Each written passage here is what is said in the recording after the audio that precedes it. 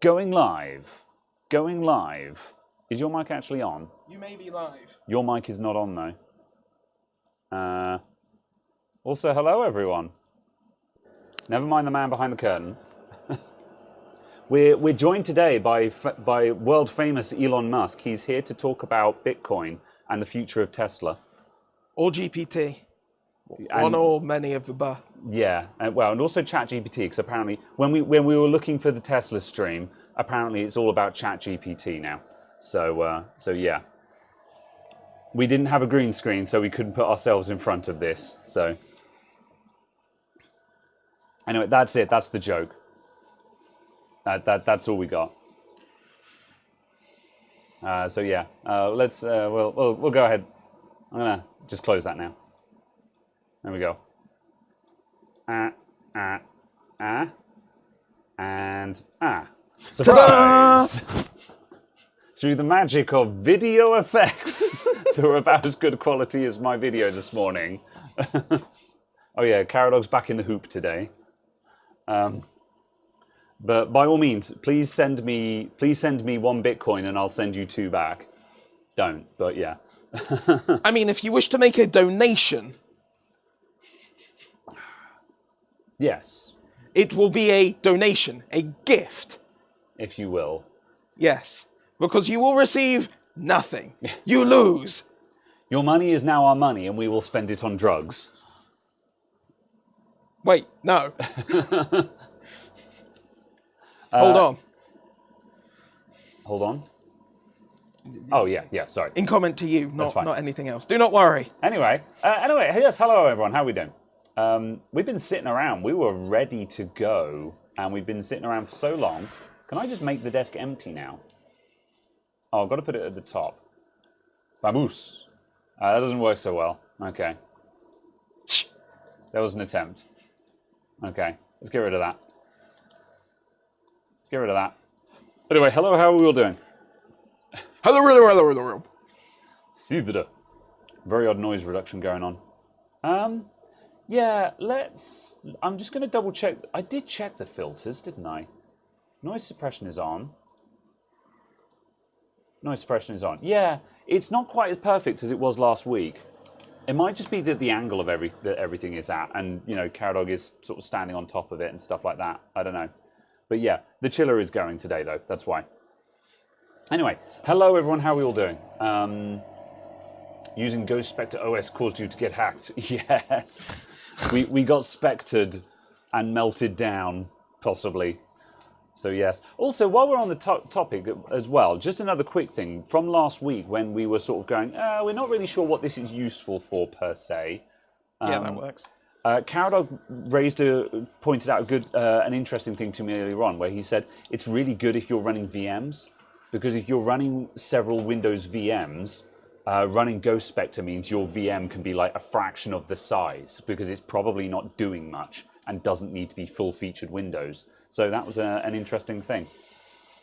So yes, how were the chicken wings? They were chicken dippers. I'm not into wings. Do you like chicken wings? I'm not into chicken wings personally. I can't think of when I've had them. Yeah, I'd rather just have like breast strips or something, Yeah. Basically. Yeah. So yes. Anyway, for those of you who weren't here, hello Noah, how you doing? For those of you who weren't here last time, this is the freezer. This is Caradog's extreme overclocking rig that has been out for repair for a long time, but we had it back last week and we switched on for the first time. We're just like, wow, this thing works again. Yeah. So today we're basically just doing a chat show, but this thing needs a lot of tuning. What we're going to be working on today is, we're not going to be talking about it much because it's not particularly interesting, but we're just doing it while we're here. We want to sit and figure out mounting and stuff like that. So we're going to be running the mount at various tensions and trying the fan at different rates and stuff like that, just to start figuring out how best to use this thing. So yes. Power isolated on the chiller. It's fine. It's not using that much thing. I think we worked out that at peak it's about 500 watts. It was about, wasn't it like 600, 650, something like that? I thought it was about 500-ish, yeah. 600-ish. Yeah. Maybe then. But yeah, which is ultimately 9/10 of bugger all. Yeah, space heater. Yeah. Well, small space heater anyway. Because, just a case of because 240 volt, it's Yeah. basically 600 watts is basically irrelevant because each plug is good for 13 amps, 3.2 kilowatts theoretical at a 60% duty cycle, but still. Yeah, the on-off blinking power can cause modem signal issues to happen. Maybe, well, I mean, not in this country, I can tell you that much. Our wiring is a bit better than that. Maybe, but Yeah, also then 'cause that also, means again, you would have 240. a problem because your fridge is turned Yeah, on. I was gonna say if that kind of thing can cause problems with your internet, then I hope you don't own a fridge, basically. So yeah, not an issue we have here. Yeah, the internet had a hissy fit just because it happens to everyone now and then. The internet has issues. We always seem to have internet issues when we're trying to stream in here.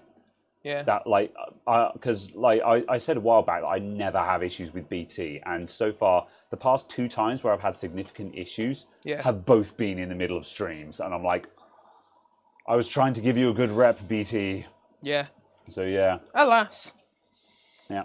It is very much what it is. Yeah, call BT when. I meant to do it this week, actually. I was going to pull the trigger on that this week, but I just didn't get to it. I was stressed this week, so yeah, it is what it is. Good. Right. Oh, whilst I think about it, where are your fresh, whatever the hell batteries these take? Oh, CR2032s? the cardboard box down there with the graphics card is, it's near there somewhere. Oh, actually, I handed them to Fred. There they are. Oh, good. Yeah, he did put them back down there again. Yep. Yeah. Oh, that is frosting up already. Interesting. Yeah. Oh, there's no load on it, is there? Yeah. That's but fine. Also, there's no insulation at all. Yeah. Fair enough. All right. Sleepwalker, hello. Really enjoyed yesterday's vid. Yeah, thank you very much. Yeah, I think I do want to do more, quote unquote, raw content. But I'll do it as and when. There are lots of people in the comments who are just like, oh, I quite like this format. And one of the reasons why it's not really viable most of the time is it's to stop a child getting in and swallowing the battery. They look like candy, Hugh. What in the fresh is going on? I'll be impressed if you can open that by hand. There we go. Okay, I'm impressed. Bastard. Anyway. Jesus. Anyway, but yes. What was I going to say? Yeah. I want to do more raw content. The difficulty is I kind of have to have it in mind when I start recording, because usually, if I get to the end of a section while fixing something, like if I finish doing a long disassembly and I want to take a break, I'll usually just hit stop recording and just break off the file and then hit start recording again. And as soon as you do that, I can't upload it as a one shot. So in order to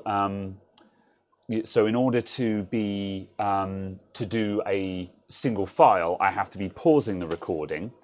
And pausing, I found, is dangerous because sometimes you forget to hit unpause.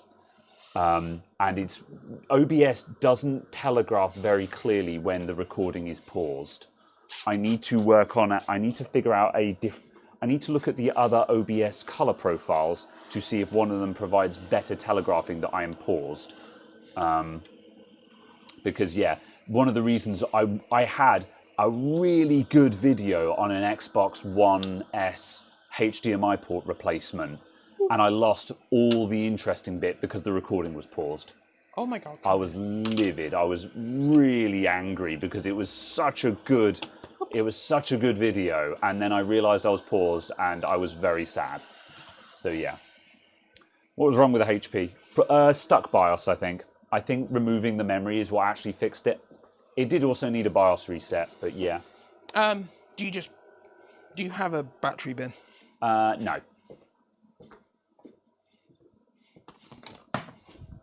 So yes. What was up with the hate on Linux last week? We're only joking. Whenever I'm saying how much I hate Linux, I'm mostly joking. And again, don't take it to heart. It is just a joke, because man, the Linux fanboys get really angry if you make I mean, a joke that's at what their makes expense. it funny. Yeah, I think. Yeah, I guess.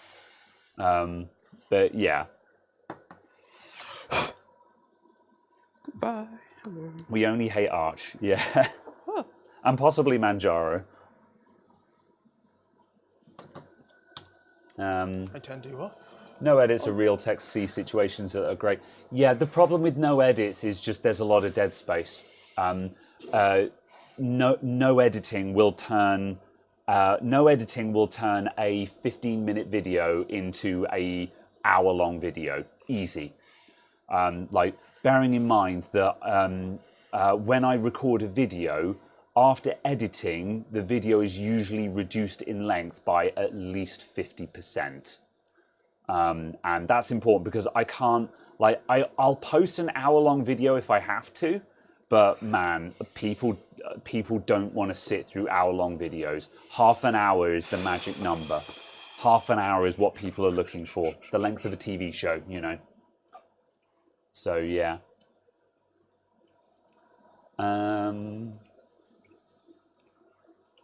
Right. You can reflash BIOS from USB. That's not what it needed. It just needed a BIOS reset. That was it. So yeah. What happened to Caradog? No shirt for 2 weeks straight. Well, actually, it's part of that is down to camera settings. Yeah, it's also partially just down to the fact of what I was doing before or would have been doing before I was here today. And it was just a case of I had this and the hoodie because I was going to be outside and it was probably going to be slightly less than warm. Yeah. So it was a case of that was comfortable and then it just didn't actually end up happening. So yeah, that's fair. But yeah, also you mentioned earlier on how you've been trying to start wearing darker shirts just because it gave better exposure with the camera, because you wearing a light shirt was blowing up the camera exposure, which was causing weirdness. So it looks like an ohm resistance thing. It kind of does. Right. People don't watch at 1.7 times speed? Yeah, I made a joke about that in the video. I said, oh, people who are watching on 125 or 1.5, I'm going to look really fast. And Teltac immediately messaged me. I'm like, bro, I'm at 3x. And I'm just like, how do people absorb information at 3x? I don't understand. Like, there have been some YouTubers who talk particularly slowly, who I will turn up to 1.75. But after that, I'm just like, man, I'd have to sit there and be like paying attention to actually get any information that once you go past that speed. Winston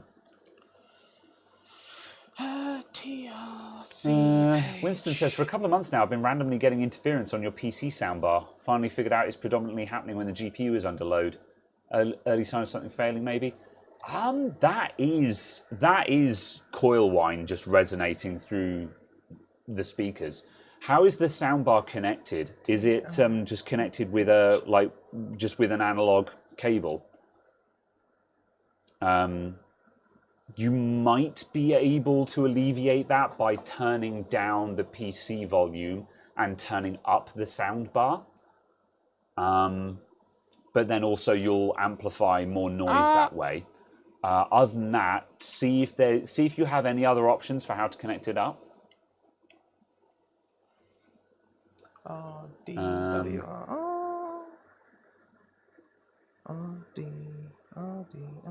Unlike Steve of Games Nexus, who speaks at 200 words per minute. Yeah, it depends. He's often reading from a script on the thing, and he has a lot of information to deliver. People think Steve speaks quickly? It depends. Sometimes he gets quick. Okay. But it depends. I don't know. My complaint is that I think he speaks too slowly. Yeah, Hence, I have to watch him at 2x. Yeah. RD. Anyone use optical connector for sound? Well, yeah, an optical connector is ironically a good solution to this problem when you've got buzzing. Yeah. Because with if you use an optical cable, you isolate the two devices, so that will just immediately kill buzz. Optical is weird, but it is a valid option. Can we get Caradog's screen in the corner so we can read along and nerd along with voltage tweaking? Yeah, he's doing... You may be shocked to know that he's overclocking the RAM. So let's get a video. Let's get the HDMI capture up. Actually, I'll just go to capture with Facecam for a bit. So Caradog is currently because we've done a lot of BIOS resets on this board. Caradog is dialing in his fast RAM timings. So he's currently just smashing in a known set of RAM timings that give him fast RAM on this. So I think at some point, well, yeah, we might do some numbers today. We'll see how it goes.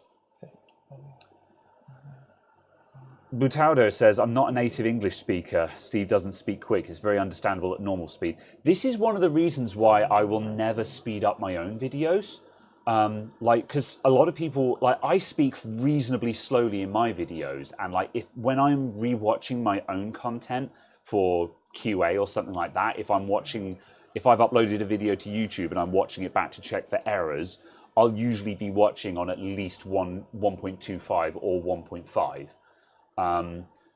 However, I'll never speed up my videos in editing as much as I would love to get the time down, because for people who aren't native English speakers, obviously having the option to have them speaking slower without them going to 0.75, which does weird things with the audio, it's good for that. So yeah, it's easy to speed things up. It's difficult to slow it down.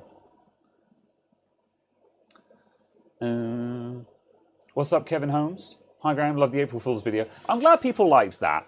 I put significantly less effort into it than I originally intended to. I wanted to actually do some really cool compositing, so it looked like I was pulling this massive graphics card out of the air fryer and stuff. But when I actually came to doing the editing, I was just like, oh God, I have no idea how to do this. And I needed to have the background and the framing in a very certain way to make this easier for myself. And I just didn't have time to do it because I left it to the last minute. But I'm glad that the joke still landed. So, apart from, there's a couple of people in the comments that are just like, April Fool's not funny. And I'm like, okay, you know, you must be fun at parties. Oh, interesting. On the other hand, you got Dave Jones, who takes 30 minutes for 10 minutes of info. Yeah, I can waffle. However, I have the peace of mind that when I get to editing, I chop a lot of waffle out. And a lot of people sometimes say, oh, keep the waffle. And I'm like, no, seriously, there's a lot of waffle, which, I mean, it might have some interesting stuff, but if it's not actually relevant to the video, I'll usually cut it. Because I'm just like, look, there's like five to 10 minutes of me talking here, and this is not progressing the video in a useful way. And that's the difference of getting a 45-minute video down to half an hour, which again is much more digestible.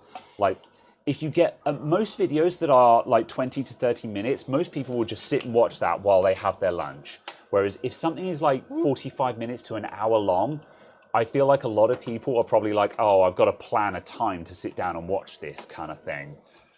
I don't know. That's how I think anyway. So yes.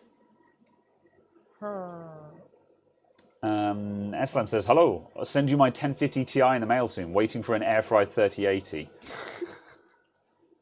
I want to roll with this joke somehow, but also, like, no. Don't send me... I don't do graphics card repairs. Air-fried or otherwise. Also, like, it'll probably cost you less just to buy an air fryer and do it yourself. Don't do that either. No. Load.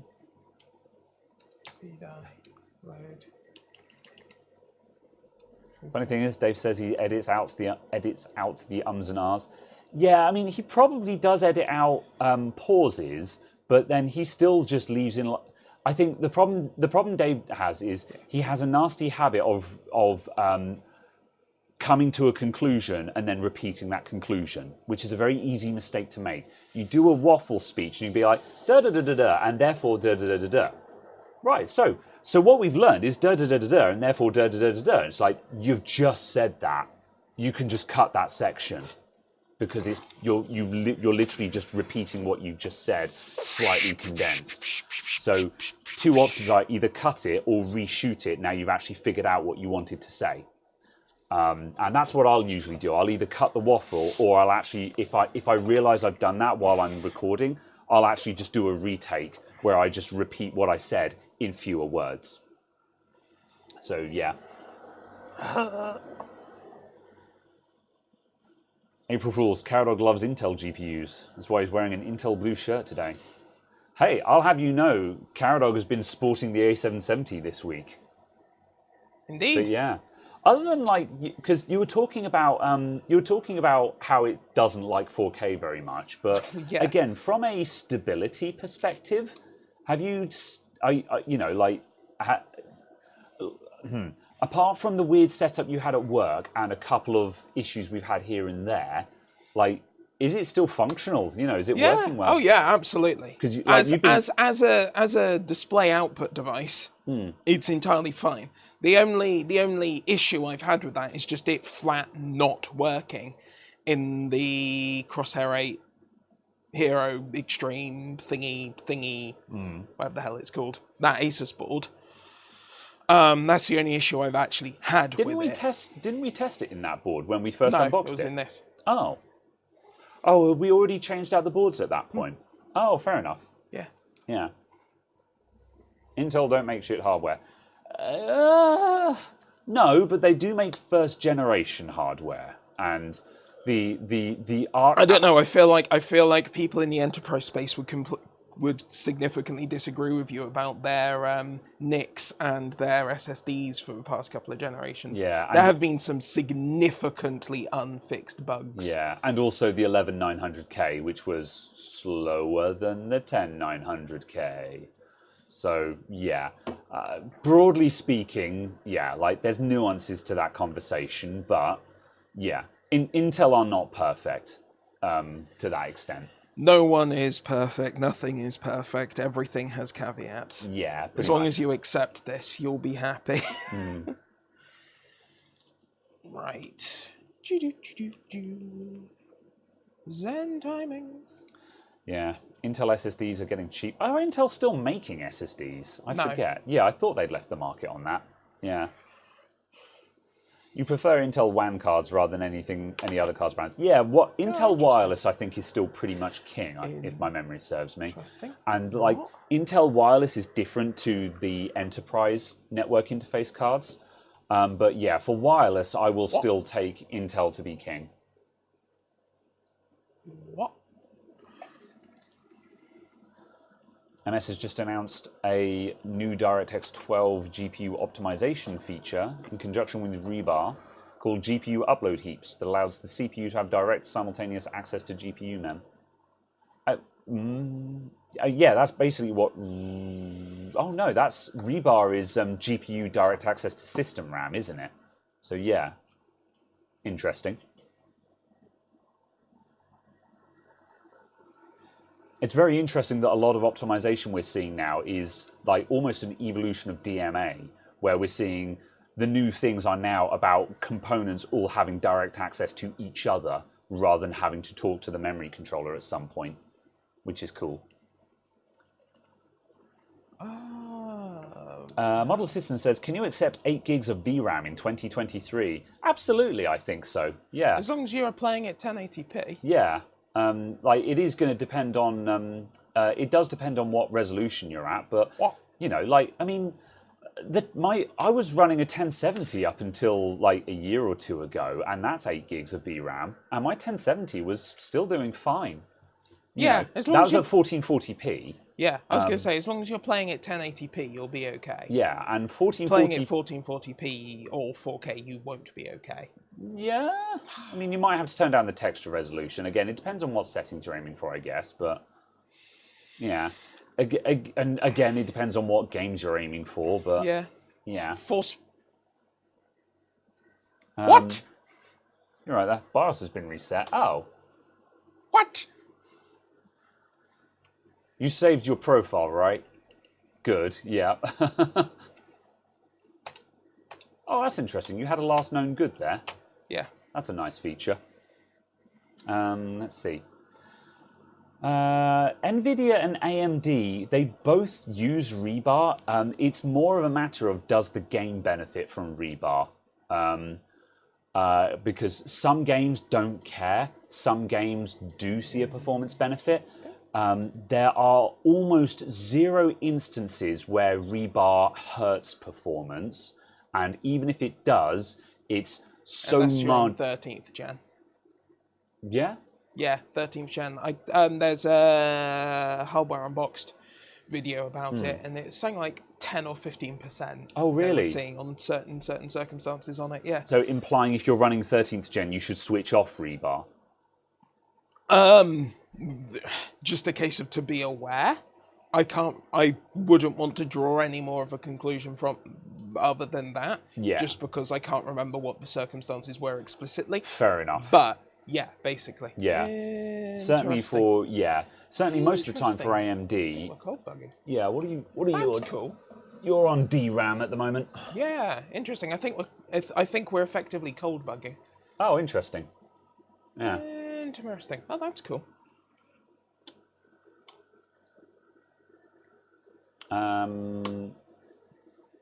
Yes. So yeah, how generally speaking, for most systems, unless otherwise stated, as I say, apparently 13th gen owners should check. Switching on rebar is generally the way forward. You might not always see a benefit, but it's worth turning on because if the game does like rebar, you will get a benefit. So. Yeah. And certainly on the AMD side. AMD, they call it smart access memory. So yeah, Google search for what it's called in your BIOS, it varies. I'm just going to call it rebar because resizable bar is just anything else is just a rename of resizable bar. So yeah, that is what the PCIe SIG call it. Yeah. And if this thing posts, there we go. The things you need to enable for it, I will show you now. Somewhere, wherever the hell they are. Where are they?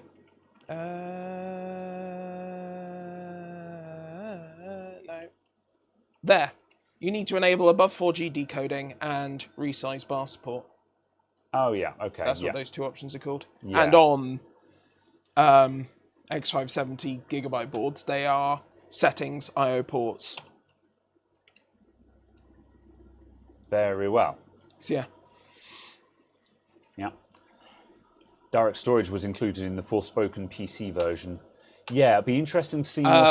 It was possibly it was included. There's interesting secondary comments about that. Apparently, about it being buggy. Yeah, my understanding is it's there, but it's very circumstantial as to when it effectively works.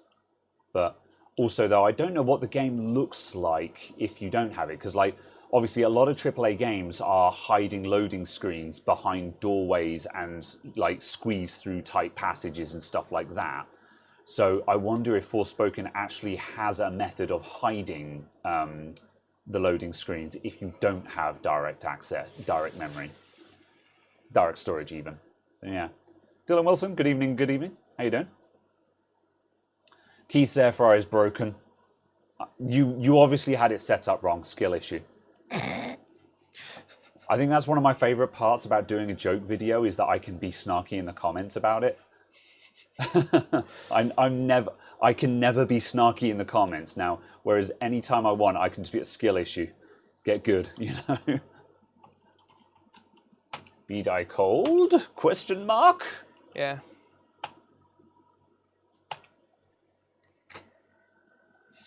I take it is now falling over on known good settings.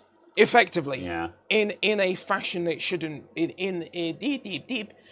is known that sub-ambient causes Infinity Fabric issues. Yeah.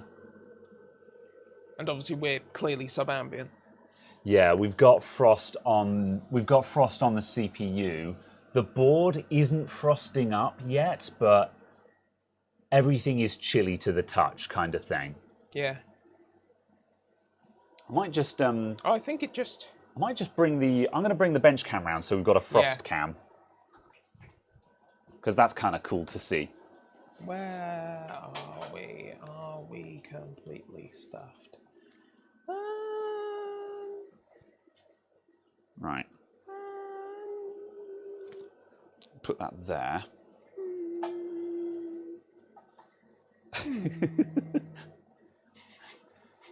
Doing your Ziegfeld of Katerina noises, just several octaves higher. Oh, I'm loath to admit it. but I've been had. Let's go to bench cam with face. And where's the bench cam controls? I think I accidentally closed them. Installing controller.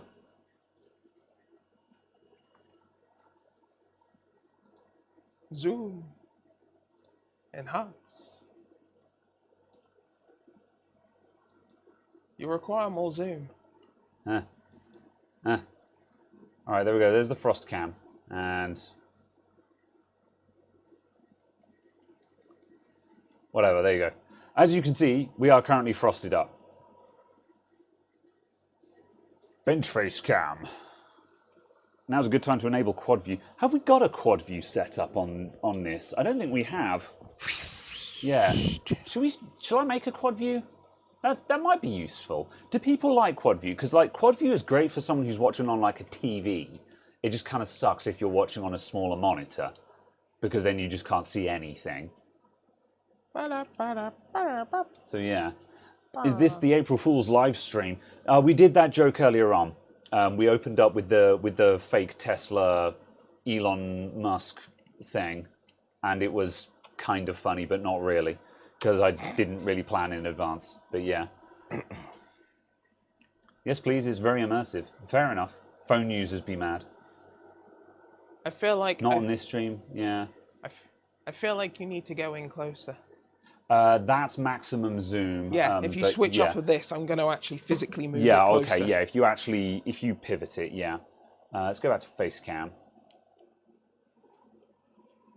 Oh, it's not that one. Yeah, that's up and down, then the right side is your tilt, yeah. And just pull the cable through as required.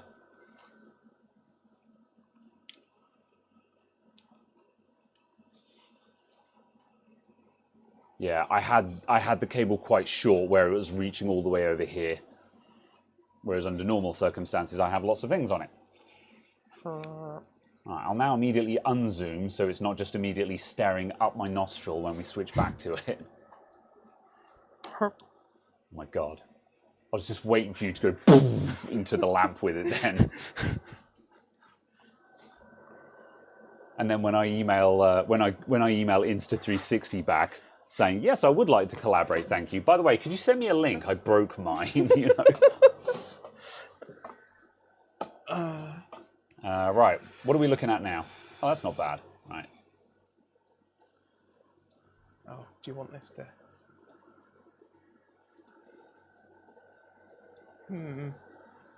Interesting. 5.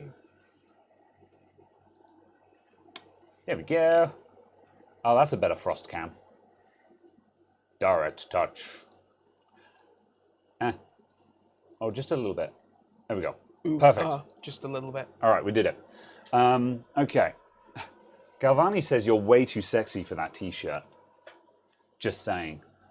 So sexy it hurts. You're watching on a 15-inch laptop with the channel side. Yeah, see, that's the thing. Winston is just like, I have this on a 60-inch TV, so yes, please, I would like the quad view. And I'm just like, yes, however, what about 3-view with diagonal separators? That's an interesting thought. It doesn't work very well. I've kind of experimented with doing other setups before, but really, just picture-in-picture or quad is the only two that make any sense. Like trying to do 2 side by side, you may as well just do quad. Although you can do 2 square side by side to, you know, that can kind of work. So yeah, there are ways around it, but F2. Yeah. All right, let's see. Where are we up to? So What are you up to at the moment? Are you just getting your BIOS set up back to high speed settings before you start doing testing? I'm just seeing what's happening basically. Yeah, because like what we want to do is we want to get this set up to a optimum amount and then have a constant load, so we can then start tweaking with the chiller settings and seeing how it works under a constant known load, don't we? Fine, okay. Something is unhappy in those timings. Yeah, I'll have fair to enough. recheck those timings. Do we need some Vaseline around the CPU? Technically, yes. It's too late for that now because we're already frosted. We deliberately left the insulation off because Because there is... Yeah. you have changed view! Yeah, there is an insulating donut. There you This. There we go. go. Oh, yeah. And that goes around in there, Yeah. in here, and just stops airflow onto this, all of this to a degree. So it Yeah. massively reduces the ice buildup here. And normally where you get ice buildup is on the back of the socket, so actually on the reverse of all of this. Yeah. So that would reduce it a lot. Yeah. And like generally, if we have this under a load, like last week when we did initial testing, we actually had 0 frost issues just because we kept heating it up. Whereas at the moment, because we haven't hit it with any loads, we're just sitting at a very comfortable negative temperature. So it's frosting up as a result. I'm curious as to if just getting one of the air dusters would just be able to just blow all of the frost off of that. But I think we'd get liquid problems at that point, wouldn't we? Like ultimately, I don't think we can actually heat this up now without waterlogging it.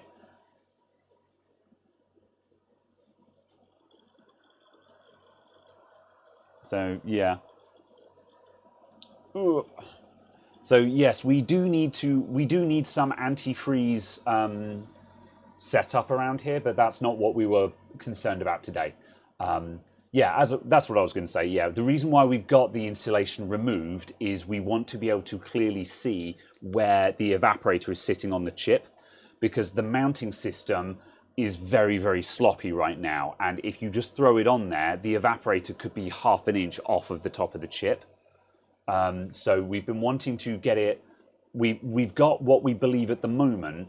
Did you measure it with the calipers for the screw length? Yeah, apart from that. So we might be uneven, but our actual positional mount is spot on at the moment. So we've been marking up all the positions so we can make a new plate that is perfectly aligned. And then the next thing we need to do after that is then find some new screws and trim those to the exact right length. So then we can get consistent position and mounting pressure every time we put it on. Whereas at the moment, it's just the luck of the draw what kind of mount you'll get with it. So,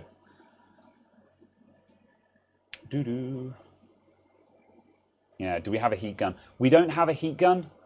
We've got hot air stations, but that's not really appropriate. We should probably pick up a cheap heat gun, actually.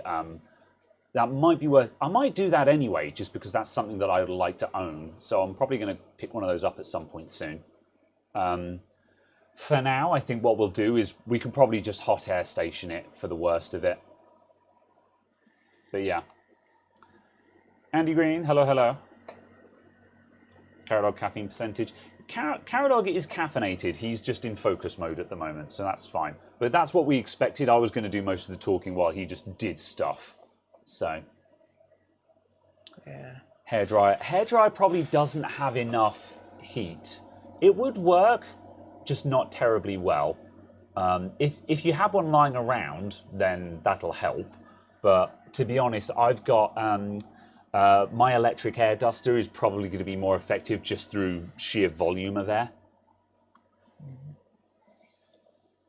I think you saw Penguin U do attract a lot of moisture this way. It's still dry now, but when you shut down the PC, you'll have a problem. Yes, exactly that. While we're frosted up at the moment, it's not a problem because the water is suspended. But as soon as we put any heat into this or shut down, it'll melt and waterlog. So this is we'll have to figure this out. Yeah, that's what I'm looking at. If you look at what is the right-hand side currently? Yeah, can I zoom? We're at maximum zoom at the moment, but yeah. I will use a screwdriver so my finger is not in the way. But if you look here, you can see how it's changed colour.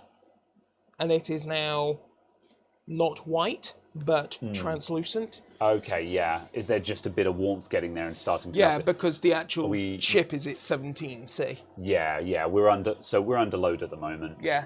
This cannot keep up. Get a dentist suction hose. That's not a... Yeah, that would probably work. Yeah. And then that should change colour in a second because we're down to 3C now. And falling, so yeah, slightly changing colour. Interesting. Yeah, are we anticipating... Whoops, let me just get the focus a bit better on that because it's... There we go, I think that's it. So yeah, it can survive like 3 and a bit minutes of load before it becomes anywhere close to an issue. Yeah. Which is fine. Hawkbat says, what happened to the kids' PC build that came in? Did the video ever get released? I haven't done it. The video, I do need to get that video out because I owe it to the community.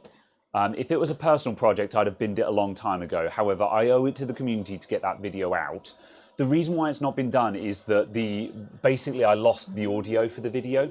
So I actually I need to reshoot a voiceover thing where I say, and then we did this, and then we did this, and then we did this for the video. And I'm just not very practiced at making videos like that, so it requires me to sit down and do a lot of thinking. So yeah, it's going to get done. However, yeah, it's just, yeah, I need to get into the right headspace to actually get that video done. It will exist though, it will exist. Some kitchen towel around it would help to prevent the water pooling. That might be a good idea just to preserve it when we shut it down, is just to actually kitchen towel it just so we can absorb the water away straight away. Yeah, there's going to be so little ice though. It's literally just on the edge of the CPU. Okay, yeah. I suppose, yeah, So I mean, if we're dismounting, we could just take the thing off and then just whip the chip out. Because there's nothing on the socket, is there? It's just on the chip. Yeah. That's fair. All right.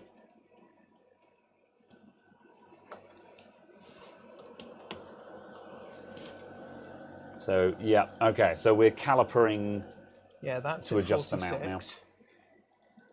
And then... I can't actually go straight down. There is an I/O plate in the way. Fine. And then here, yeah, we're definitely lower at this end. Whoop. Because we're at 45. Did you manage to use any of the Cat5 cables that you donated? Yeah, definitely. I mean, I don't use them in earnest, but now and then people come in for a cable, and I'm just like, yes, sure, I do have cables. So they're certainly getting used. If you're throwing them out, I'll take them off your hands, Andy. It's always appreciated. No,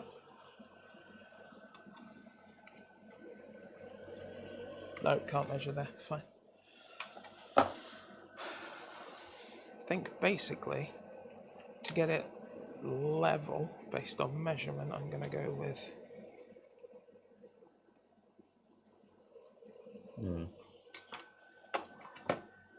because the theory that I came up for the mounting of this is that once we figured out how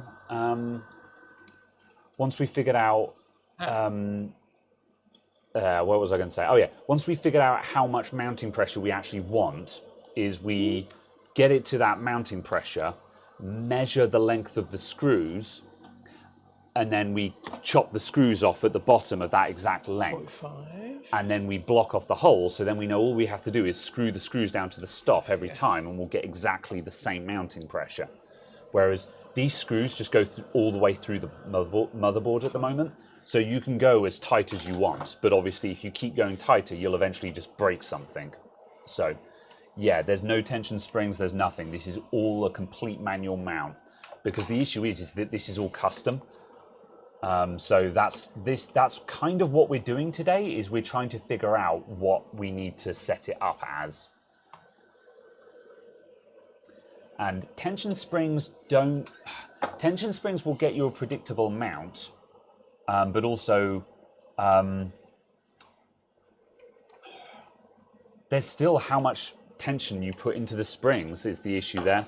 Yeah. That's the thing, is any kind of pre-made CPU or any pre-made mounting kit for a CPU cooler, they've already done this testing and they've figured out exactly what length the springs and screws need to be and so on. So yeah, that's kind of the process that we need to go through at the moment. And yes, we're currently iced up because we're no loading, but Right. what's your plan at the moment? Are you trying to I'm just even trying to it? get it roughly even here. Yeah, I think we're trying to get it even, and we're gonna go for a baseline test. So then, whatever changes we make, we can get a measure to see if we're actually improving or worsening. We're not super fussed about the ice because that's not going to be a problem until we actually switch everything off. So if we don't need to switch it off, then it's no problem. 44.7. How are the chicken dippers and Tesco own brand ketchup? It was Tesco own brand barbecue sauce, I'll have you know, and they were delicious. 45-ish. The aluminium plate also gives something. Yeah, it's a fairly thick plate, but it will have some bend in it, yes. Yeah. I suppose, because we're probably, I say we, by we I mean Caradog, because he's mostly doing this project, but the plan is to get a new plate cut that has better measurements on it. Yeah, so just because this central hole that it actually goes in on is slightly too large. Yeah, you'd have to come in from this side because the gap's all on this side. Yeah. But basically the hole is too large and the lip, the plastic lip that it sits on is too small, effectively, for how large the hole is. So this can wiggle around inside that and also can sit uneven on that. So it's just a case of there is so much of this that can move. And basically what I'm working out is where it needs to sit on the chip. Also, what length of screws we need, because how big is it actually? And I think we need 50mm screws, and then 5-ish mil will disappear out the back. Yeah. And actually, one of the things that's been pointed out is the fact that the plate itself will have a little bit of bend in it, but also that might be a good indication of tension, because the bend in the plate is a known amount. So if you tighten it up to and then you do it just so it stops bending, then that would also be an indicator of tension. You know, like if you start seeing bend, you're too tight, so you back off until it goes flat again. Yeah, because it is a 4mm aluminium plate. Yeah. That's going to require a reasonable amount of force. And I'd imagine that the PCB will flex before then. Yeah. But yeah. Maybe look into the Bartex phase change mounting kit. Wasn't there? Didn't you get linked to? Was that Bartex? I don't know specifically, but yeah, it was just someone linked to a place where you could get various stuff for this. Yeah. But yeah, I think we've roughly lined that up.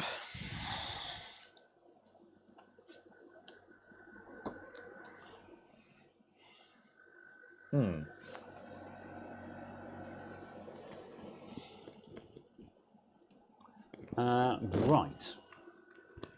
Cool. So hopefully this should be screwed down mostly level now. Roughly, yeah. Should be reasonably level. And I've just gone to effectively 45mm height, just because one end was roughly at 45mm. Whoops, that's not what I meant to do. Yep. I'm just going to quickly make up a quad view for people, and we can just see what that looks like. Yeah, just because one end was already roughly at 45mm, so I adjusted it loosely to that. And basically, I'm now going to use this as a benchmark. Level? I don't know. Words, English. I need to do maths. 1920 divided by 2. 960. 7. Divided by 2. 540. 960, 540. Thank you, yeah. I said it and then immediately forgot it. 540. All right. 1. Then we want video capture device. Let's do Insta360. Unpin. Transform. Unpin. 960, 540. And then we want video capture device. HDMI. 1, 3, 3, go. Transform. 960 by 540. Have we got a fourth thing to put in? I don't think we have. We've got, we've only got 3 signals. Camera. Camera. That camera, this camera. And HDMI. HDMI, yeah. All right, yeah, we don't have enough for a quad view, so. And then if we were doing anything, I guess the quad view would be, the fourth tile would be schools and stuff. Yeah, notes. Yeah, that's fine. Or, obviously, a quad view could be a punch-in on something else. Yeah. So, like, you could take a punch-in of the main camera and be, punched in, like, here or something. Yeah, possibly. Just things like that. Yeah. For now, what I'll do is I'll do a reset transform on that, put it to the bottom, and like just put that halfway down or something. There we go. That'll do. That's what we're going with. That's our view today. Is that actually live? You still in the that's studio? live at the moment. Okay. Yeah. All right, that'll do. Okay, I'm going to catch up on chat again.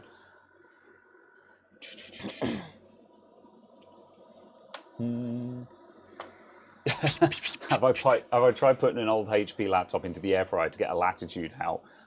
Now you're thinking outside the box, Oran. Now you're thinking with air fryers. Yes, absolutely.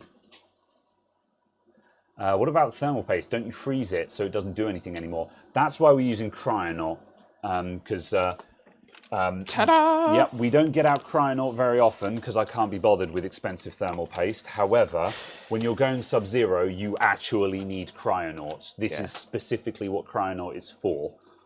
It remains stable down to like minus 200, 240, something like that. Yeah, it's designed to work anything below 0 Celsius up to obviously liquid nitrogen. It's stable for liquid nitrogen, whereas most thermal pastes, yes, would absolutely freeze. By comparison, though, Cryonaut also is only good up to about 80 degrees positive, which Not is even what. That. Oh, it's really? Much lower than that. Yeah, which is it's why like you shouldn't 40, use 50 Cryonaut unless you're running sub-ambient. Everyone who's just like, oh, I use Cryonaut on my CPU. No, that's actually a terrible idea. It's not stable for high temperatures, but it's very stable for extremely low temperatures. Hence the name Cryonaut.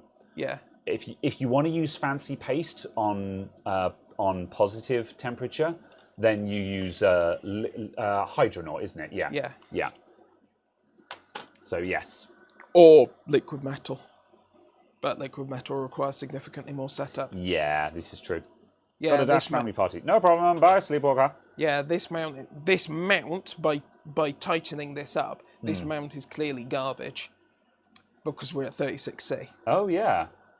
So what now? So while we're under load, if I just start dialing out like a half turn at a time. Yeah. Because so I'm just going to dial out half amount at a time, and we'll just see what that does. So I'm going to do. Oof. Well, that's pretty tight. Oh, well, maybe anyway. I'm going to do a quarter turn.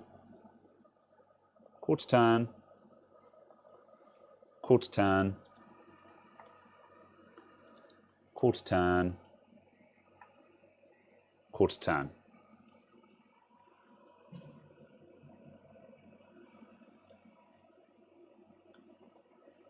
That doing anything for you? We'll see in a second. Yeah. No, we've just gone straight up to 34C. Okay, I'll take out another quarter turn. Interesting. And then if that still doesn't make a difference, we'll go up to half turns. Like, I don't think quarter turns are making a meaningful difference, but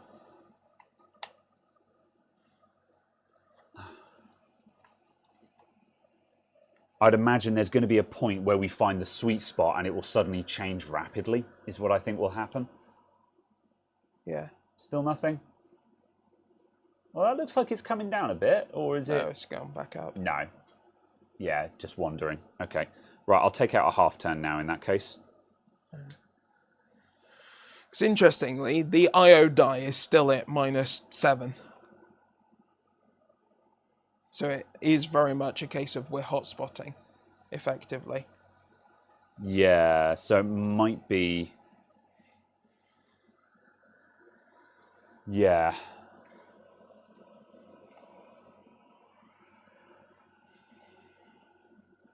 We've just come off load. Yeah. For a moment, I was like, oh, look at that, they're tumbling. Yeah, we've just come off load. Coming back up again. Yeah.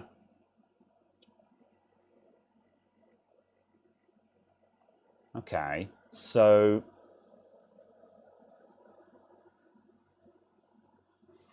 I wonder if it's worth tightening up one end, like, or just.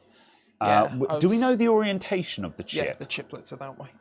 Okay, so I'll try in theory, taking. We'd want to take half a turn out of this side. We've taken some out of there, and we'd want to put in there. Yeah, in theory, based off of that. Right, I'm going to take a quarter out from this side and put a quarter in on that side then. Yeah.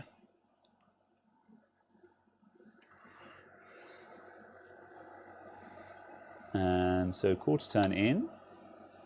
So this isn't terribly interesting to watch, but this is what we meant by when we said it will be boring, because this is kind of what we need to do. Ooh, is that reaching the end of a cycle, or did that just go down? Yeah, we'll see in a second. It's an end of a cycle. Yeah, okay. Yeah, extra power just dropped off by 75 watts. Yeah, there we go. Yeah, fair enough.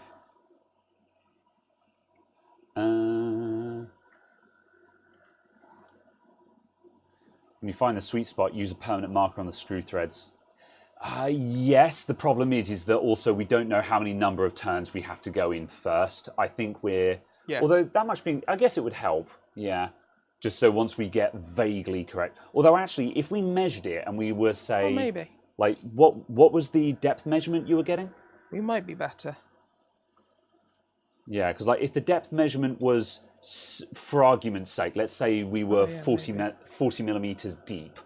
So we go to 40 millimeters and then line up the markers. Here was just over 45. Yeah, okay. So if we estimate 45 millimeters, then line up the lines with them on the markers, that should help us get consistency. Yeah, it was 45 here, and then we were like 47, 48 this end. Oh, really? On the previous mount.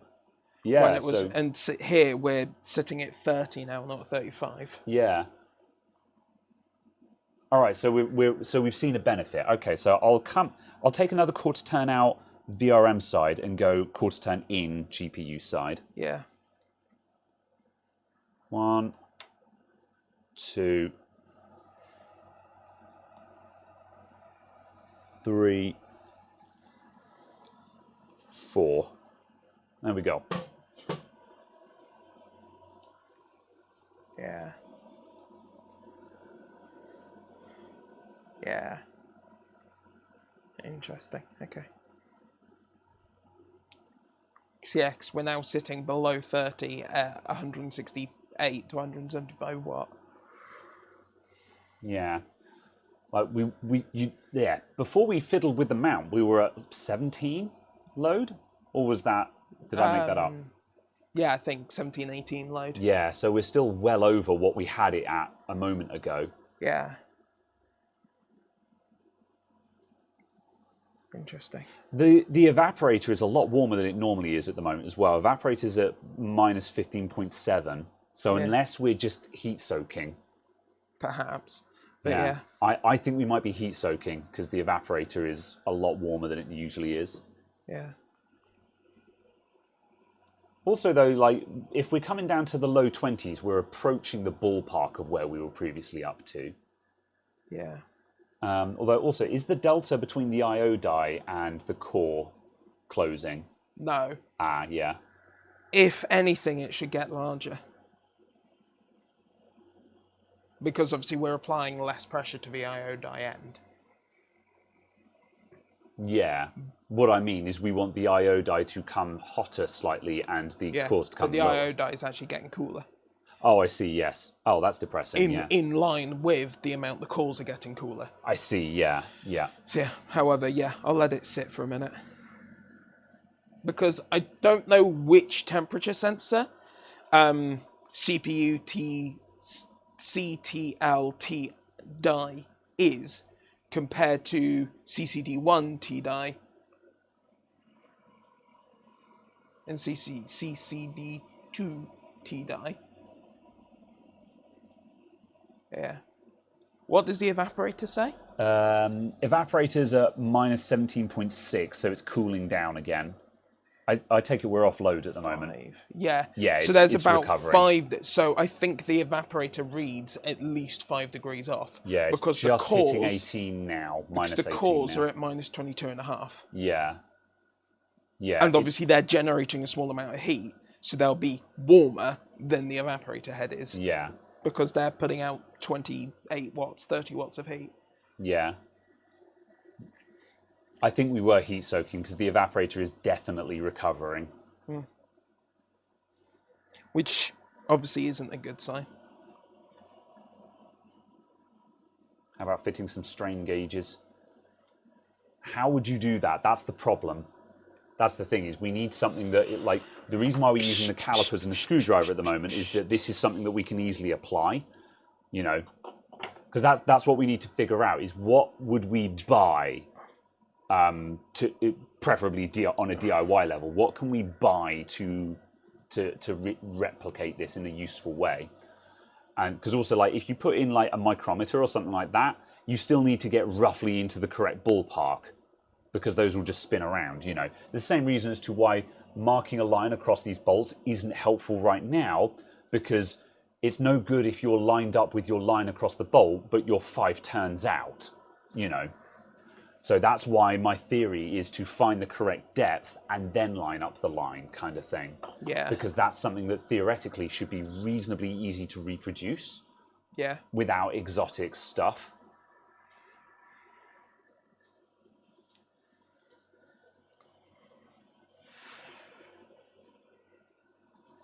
Right. Evaporator is minus 19.3, Yeah. which I think is probably as low as it's going to go while the system is on. Yeah, because the cores are dropping to minus 23.8, Yeah. minus 24, sort of thing, and then bouncing up by half a degree or so. Yeah. Minus 19.6. Yeah. I'll just see if it gets to minus 19.7.5. It's still very slowly dropping, but not by much. I think it's more or less stabilized. I don't think you're going to get a serious amount more out of that.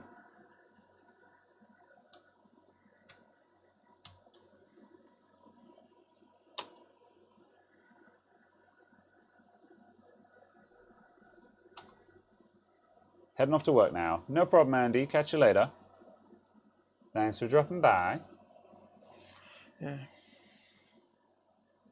Yeah, no. I'd presume the mount isn't very good because it just climbed steadily straight up to 24. Yeah. Okay, should we carry on offsetting it because that was previously working? Yeah. Like, it doesn't seem right to be offsetting it, but then also, well, I don't know, actually. Yeah. I'll take another, you know, let's go mad. Let's take half out of the VRM side and put half in on the GPU side and see what happens. Hup.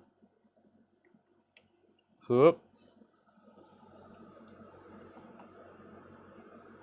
Oh, this side feels a lot more, yeah, I don't know. Oh, shit. What? I just lost track of what turn I just did on that. Did anyone see what I just did on that last screw? I blinked and lost track of how much I just turned it. Time to run Fermark. We're on GPU. Sorry, we're on CPU at the moment, so won't see anything interesting there. Big Will, hello, hello. Just watched the April Fool's video. Glad you enjoyed it. Tools for now, back later. Catch you later, Quentin. Interesting. Fine, okay. All right. I think putting more in at the GPU end this time made it worse. Okay, in a way that's a good thing, because we're starting to get more and more uneven, which I don't like. So I'm kind of glad that we're not being rewarded for doing something that sounds bad. So... yeah, I'm going to wait for T-idle to hit 0 and then I'll did a quarter turn in. Okay. So I'm going to do a quarter... I'm going to pull out a quarter turn on that side. And leave that. Okay, yeah. I've just fixed what was an inconsistent input that I just did. Oran says, is it normal that you're having issues with XMP on 4 RAM sticks? Yeah. This is why I don't like four-stick kits. It is absolutely possible to get XMP working on a 4-stick kit, but these days, whenever I see someone who's having major problems with XMP, they're using a 4-stick kit. So yeah, it can be done, but just expect to have to fight it more. You may have to you might need to put it in. Start with XMP at a low value. So let's say you're running a 3600 set. Turn on XMP at like 3000 megatransfers and then walk it up. Go 3000, 32, 34, 3600. And usually if you walk it up, you'll get there. Whereas if you just try and go from 2133 and just bang it up to 3600, it'll just throw the toys out the pram. And yeah, 4 sticks are harder on the controller and on all of the signal lines and stuff like that. So yeah, 4 sticks is harder, but it can work. You know, there's a reason why you get 4 slots on the motherboard. They can do it, but yeah, it's just trickier. Yeah. Mm.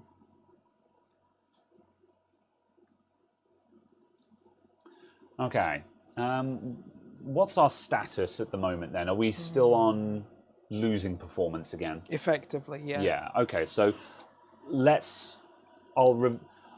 we've been backing out the VRM side. I think this side is getting too loose, so I'm going to put in a half turn on these sides again.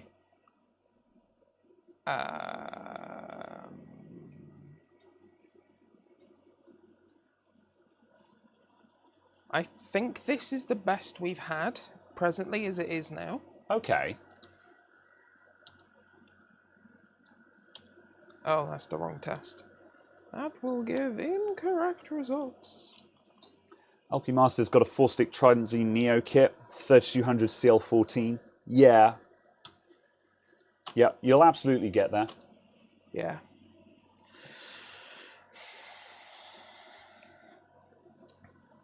There is also, what motherboard are you running, Oran? Because Caradog has discovered that Asus boards have a habit of the automatic voltages are extremely conservative. So it might be that you are just starving the I/O die for voltage, for example. And as people have said, increasing SoC and VDDG voltages may help.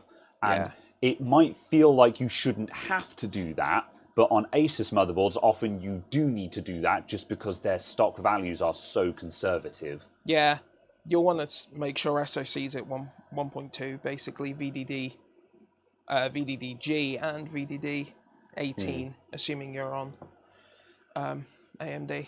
Yeah. AM4.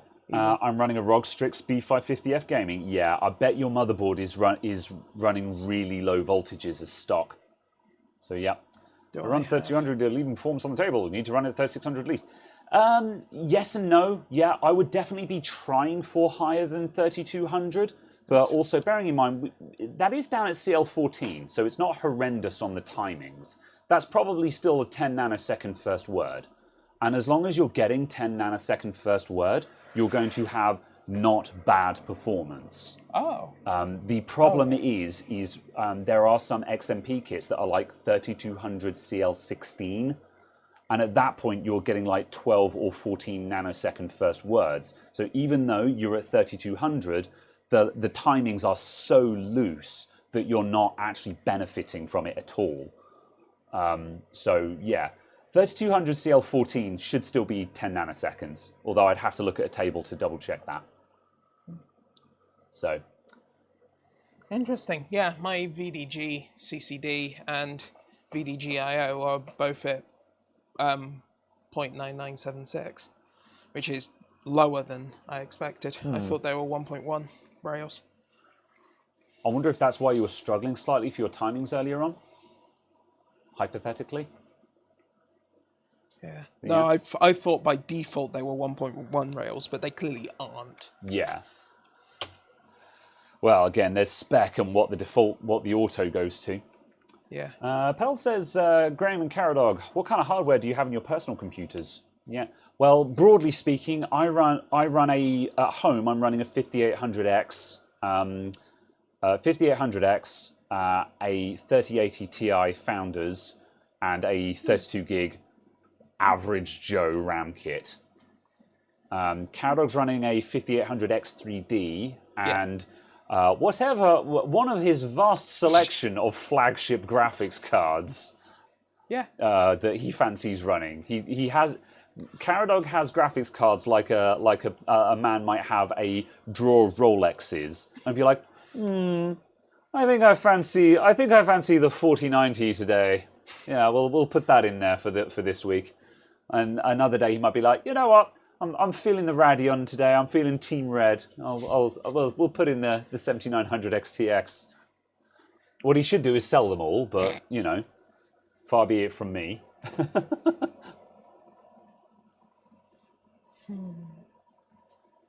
Are you running bonkers RAM at home at the moment? Have you got the same kit as this at home? Yeah. At home, I'm running 3933 memory speed, FCLK, MCLK, uClock at 1967, and then I'm running 16.8, 1628. Very well, yeah. I did try for higher RAM speed, but you know how we had a fiddle with my RAM kit? Yeah. It was not stable, basically. I had to walk back to XMP speeds in the end. Yeah. Although that much being said, there's still been so many other gremlins in that computer that it's hard to tell if RAM was causing the problem. I'm still not convinced that the X570 Hero, the Crosshair Hero that I've got, I'm still not convinced that that board is firing on all cylinders, if you see what I mean. So Yeah, no, difficult to that's explain all through right. chat, but XMP is not for me at all. I mean, XMP is just a preset. That's all it is. It's just a preset. Oh, interesting. You know, if you're looking for bigger numbers, you'll be able to get more out of it. But it's you know, it is like tuning a car. You know, even a factory supplied tune on a car is never going to be personalized for that specific kit. So yeah, if you're ever going for numbers, you're always going to start coming off of XMP profiles. Well, you're going to be in XMP mode, but you're going to be running custom timings anyway. Oops. Wrong folder. However, XMP is just a start point. So, Whatevs. first time building with an AIO, do some test runs outside the case first. Do I have to replace the thermal paste if I remove it? It depends. Like For simplicity's sake, I'd say yes. Yeah, like if you've got a tube of thermal paste, just change it out. Thermal paste isn't expensive. However, but I think I mainly say that just because when you remove the AIO, it's very unlikely that you'll get a clean break. You know, some of the thermal paste will probably have smushed out in all directions. So when you put it on, you'll struggle to get a good mount again. You know, if you removed it meticulously and the thermal paste stayed nice and in the middle, you can reuse that. It's no problem. However, again, thermal paste isn't expensive. If you've got a tube of it, just do a repaste for simplicity. So yeah. Case delivery got delayed by a week. Yeah, that's fair. Yeah. For the sake of, you know, like I say, if you're doing a build and you've bought your own thermal paste, you probably have at least a 4-gram tube, and like a 4-gram tube is going to be good for like, you know, 10 applications or something like that. So, Cryonaut is £7. I wouldn't be using Cryonaut on an AIO. Just get MX4 or MX6, or if you want to be flashy, get what's the Kingpin one, or Hydronaut. Oh no, that's not the one I was thinking of. Hydronaut, Yeah. or the EVGA one. Yeah. Yeah, or something like that. But again, for an AIO, you're not shooting for crazy numbers anyway. Just as long, like, having a good mount is worth a lot more than good thermal paste. So yeah, generally speaking, as long as you've got a branded thermal paste, you're talking a couple of degrees difference at most. It's not going to change your world. So yeah. But yeah, don't run Cryonaut unless you're actually going Sub-Zero. Additional command 20. Alpha Cool Apex. I've never used the Alpha Cool stuff before, so I'm not familiar with it. 24.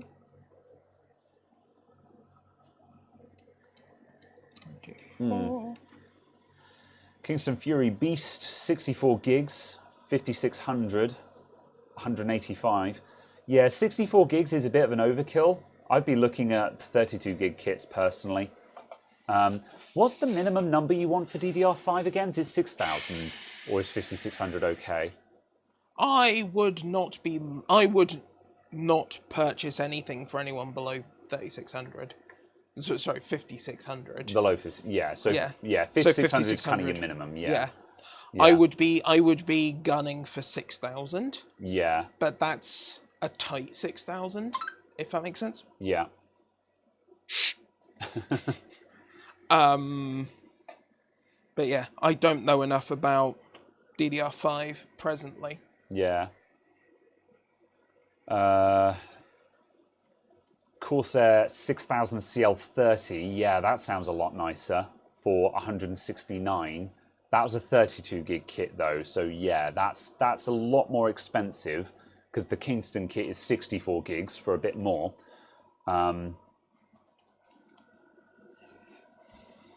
So yeah, I don't know. I still haven't been looking at DDR5 much.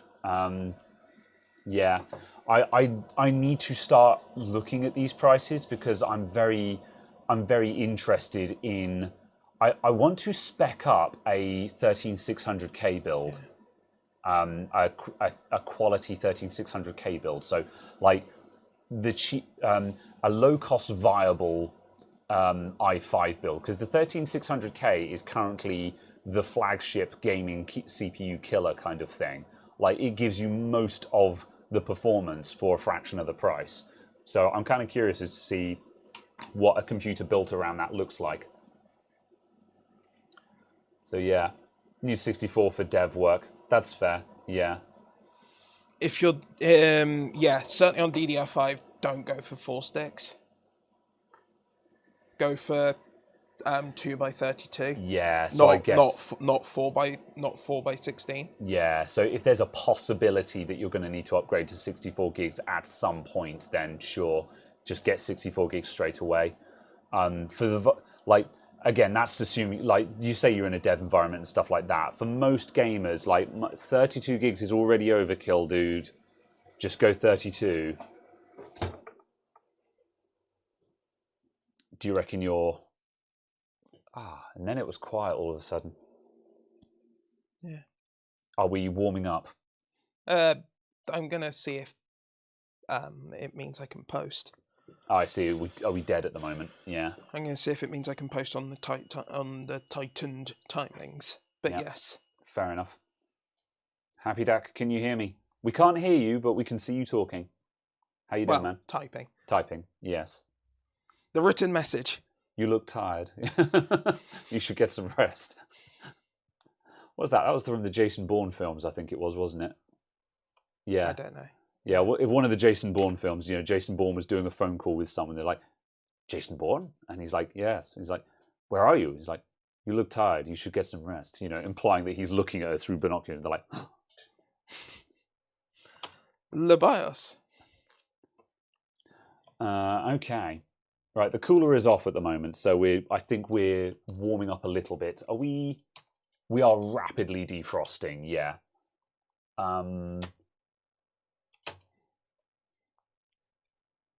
We should probably defrost if we're not switching on the freezer again right now, because otherwise we're going to get liquid.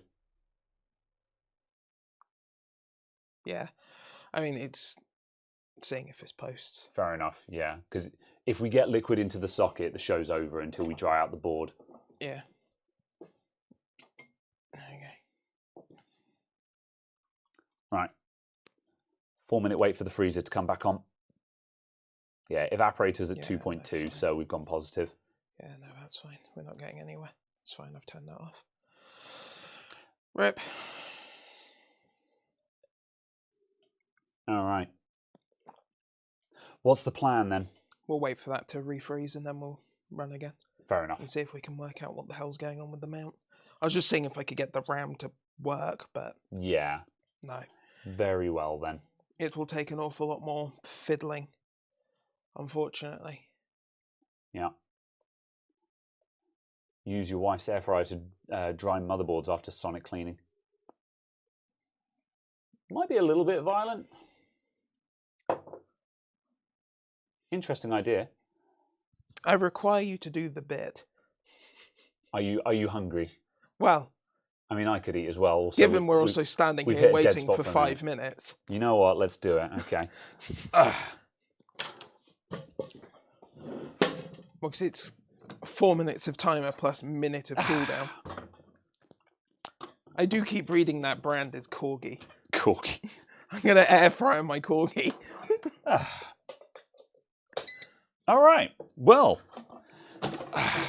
Caradog, what do you fancy today? I've got some battered chicken dippers. I've got some mini turkey Kievs. I'm going to go for the dippers. The dippers? Okay. I kind of want to. I'm going to put some Kievs and some dippers in. So yeah, let's have a snack. I think we'll go on to face cam for now. Is the knife still over here? No, I moved it over here. I see. You've got the little blue one, but I don't know Yeah, where the that'll bigger do. one is. I'm sure that can open a plastic package. Alas. Ah, they are slightly bigger than I thought. I was expecting them to be like, you know, the tiny little chicken puffs.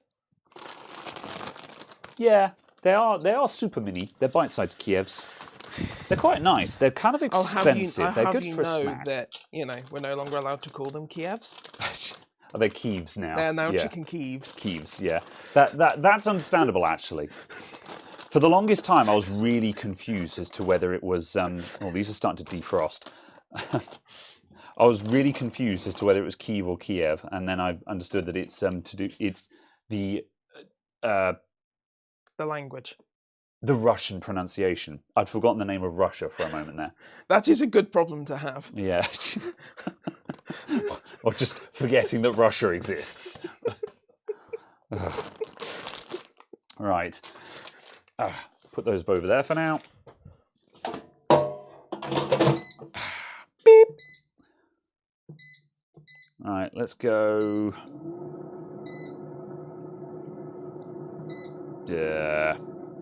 12 minutes will do it.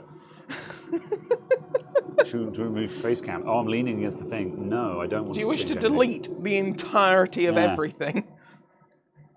All right. Snacks are on the way, everyone. 30 seconds. I need to move this somewhere. So, There we go. for me who doesn't know, is that literally just like a fan heater Yeah, it's like, inside the metal? yeah, it's like a mini fan oven on steroids, basically. So yeah, there is a coil, there is an oven coil at the top of it with a fan above it. Yeah. And the fan is basically just circulating the air in a tornado. And because everything is in a basket, the thing came on. Yes. Because I turned it on because Yeah. it was going to be 4 minutes. because everything is in a basket with an air gap underneath the basket, the air circulates all around the food. So yeah, it's like a fan oven but just turbocharged. So instead of the food just sitting in a hot environment, it's actually got 200°C air being blown against it constantly. Yeah. Hence air fryer. Yes. So yes. Chez Adam, open for dinner service. Tip your serving and kitchen staff. Thank you very much for the £5, Kyle. I will use it to buy more Bernard Matthews 13 turkey mini Kievs. Get out of there. Thank you. Kids party food. I love it, man. I too, and never mind. Can you see the wine list, please? Yes, you can. Hold on, let me get the rest of it, just so we've got all the options available.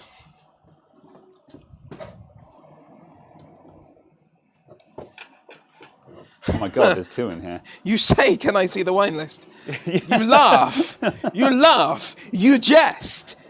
You think, ha, funny joke.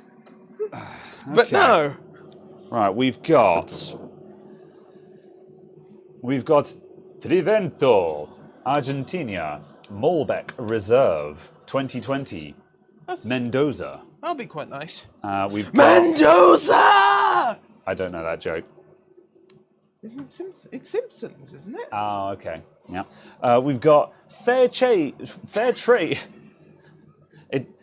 The F is silent. It's Air Trade Shiraz. The Western Cape of South Africa. That's also probably reasonably good.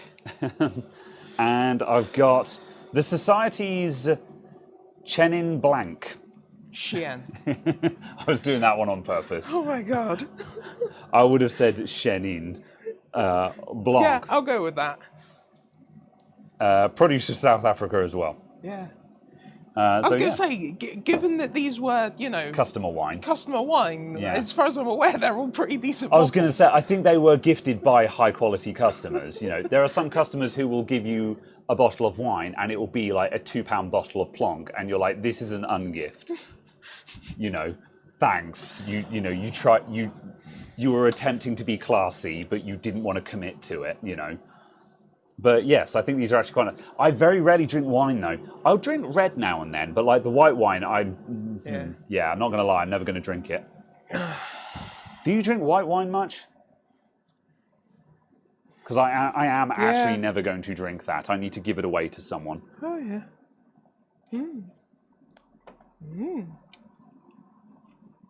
I'll go with that. Just unscrews it and just starts drinking from the, Peter McCarthy, thank you for the €2 for the extra dip. Let me get the dip. Oh. I need the dip and I need a plate. Dip? Oh, the smell is fabulous. I Absolutely. won't lie. Where is Thog? There's Thog. I require my killer sharp summer cider. Oh, yes. Oh, Very good, we have post.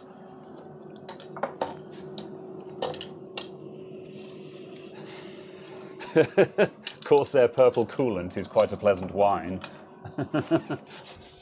Ah, grape. You could shave 2 minutes off the 12 minutes. Probably. These chicken dippers cook really fast, actually, so I don't think we're going to need 12 minutes. Are we on this camera? No. What do you want? Ha! It to Okay. not be in the way of a monitor. Oh, I see, yes. Shake it like a Polaroid picture. I think I will. We're at 7 minutes. Lucy gonna move the- Lou's. Your Beyonce's. Get Move on this- the floor. There we go. Anyway.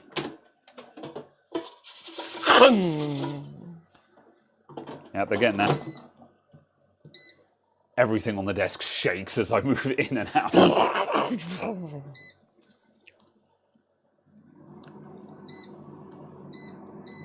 There we go. I've knocked a couple of minutes off of that. Yeah, fine. Okay. And out comes roast chicken, potatoes, and everything. Yeah. Any new bottle openers? No, we haven't had any new ones for a while, but we haven't been soliciting them. Oh, I like that as an idea. That You would put have been in a really funny frozen follow-up. ready meal. Out comes. Yeah. Now I really wish that we'd actually, if we'd prepared for that, that would have been the funniest thing ever. I'd have been like, you think I was joking about those graphics cards? You clearly haven't seen my Kasori. You clearly haven't seen me cook my corgi.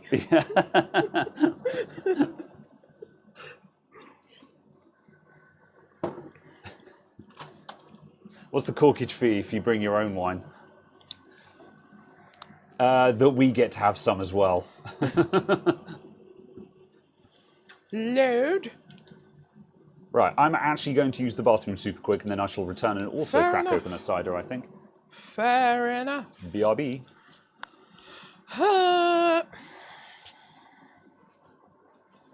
Oh, you know what? Yeah, 30, 38, 30, that's that one. I can do basic arithmetic, I swear. I can occasionally add numbers and multiply things. Fine. We have indeed frozen again. There is no concern. There is no war in Ba Sing Se. What's happening over in chat? Hello, chat. All computer shops should have air fryers. I agree, Si. Especially when food is being provided for you. When you have to supply your own food, it's no good. Yeah. Rank has nothing to do. Yes, indeed. Rank does not have anything to do with channels. However, if it is a single rank stick, it will not be a dual rank stick. The reason for the 5800X 3D instead of the 5950X in my PC is that the 5800X 3D is faster for games, and I use the PC for playing games. Yeah, basically straight as that. Simple as that, yeah. And just in case of I have a 5950X in my work PC because I had a spare one. As you know, do. 'cause that's how it goes, right? Right? So yeah, so I upgraded that from a 2700X, 2600X? I can't remember. Whatever the top end Plus was. That's done. Fine. Yes, something is clearly very unhappy with those timings. I must have fat-fingered something. Whatever. Oops. I go to the quad view.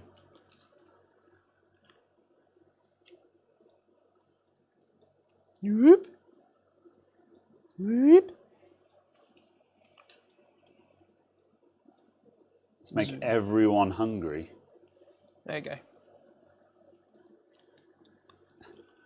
Hello, Snufkin Plate. 3, run! Whoops.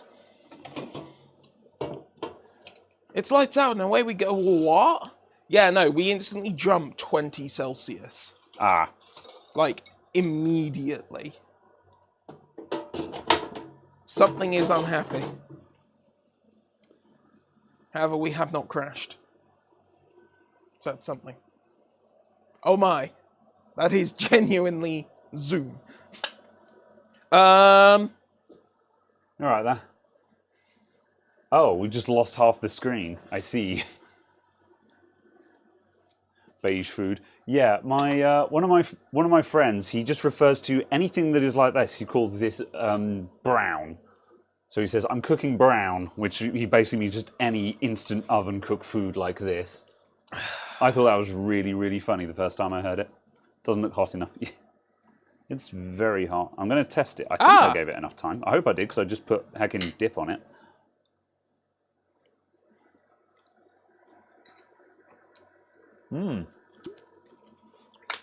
Oh, it's good.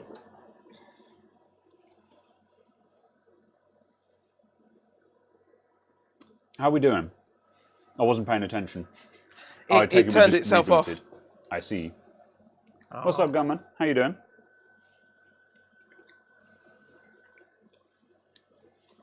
This time, don't double dip. Between friends, it's fine. I feel like these needed more time. Yeah? But maybe that's just me. I mean, they're piping hot through. Probably could have given them a little bit longer, but yeah. I did shorten down the time a little bit. I took 2 minutes off and took them out at 3 minutes, but they've been out of the freezer since I bought them at lunchtime, so I was kind of assuming that they were halfway defrosted as well. Oh no.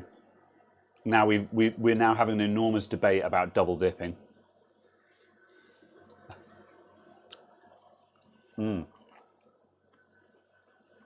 They are very garlicky. Oh, did you try one of the Keeves? They are very garlicky. Absolutely. Can you put PCBs in the air fryer? Cheaper reflow station? No. The thing about reflow is you need a proper reflow profile. You need a profile where you're heating it up slowly, and then you do a very steep ramp to hit reflow, and then you come off again and gently cool down again. This is one of the reasons why anyone who says they reflowed something in an oven is talking nonsense, because an oven cannot do a proper reflow curve. You need to have a proper ramp profile.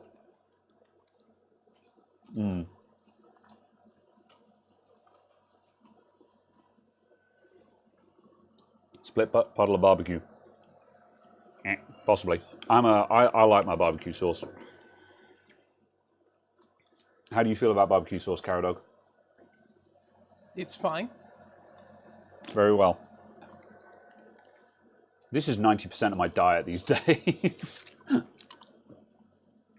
you okay? Not 90%, but you know. Ooh. Bizarre. Anyway. Cool, you're not kidding. They really are garlicky, those things, aren't they? Yeah. It's nice, but Yeah. yes. All right, Garlic extra concentrate. here's some more dip for Carrot Dog. Actually, Carrot Dog, do you actually care? I am not fussed. No, I'm going to give some more. There we go. There's a little bit for Carrot Dog. Now I can 1, double dip. 3.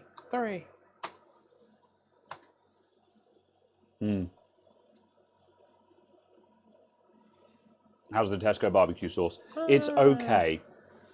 Branded barbecue sauce does taste better, but it's like twice the price.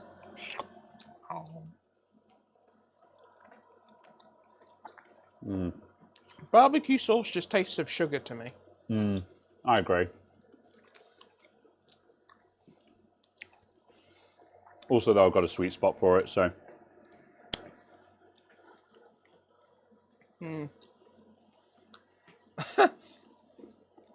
Apparently the IO die is still at -17. I see. Yeah. Try veggie chicken nuggets. That's a good idea, actually. I'm going to do that, Hampus. Just because it's vegetarian doesn't mean it's got vegetables in it. Yeah, but the idea is like, legitimately a problem I have is most of the time I'm doing some variation of battered or breaded chicken for dinner. So stuff that can just, like, I do actually have vegetables with. I have, like, you know, rice and mixed veg kind of thing. So I don't literally just eat this every day. However, looking for veggie options and stuff like that is another way of getting different stuff without having to change up the recipe that much, if you see what I mean. I'm extremely lazy. Do you think you could take chicken breast, slice it into strips, Yeah. as in just a raw chicken breast, Yeah. slice it into strips, chuck it in the air fryer? I think so, yeah. Like, I buy frozen chicken. I buy frozen southern fried coating chicken breasts. You can buy those from Tesco in a pack of like 8 of them. You could put 2 of them in here, and half an hour, and you have perfectly roasted chicken thighs. Did I say breasts? I meant thighs. Okay, I was going to say, you Yeah. could put chicken breast in here and out come fries. Yeah, I meant chicken thighs.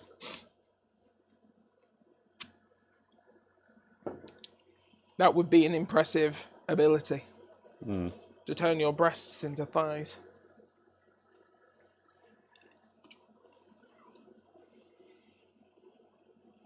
Can't beat real meat. It depends what you're looking for. All right.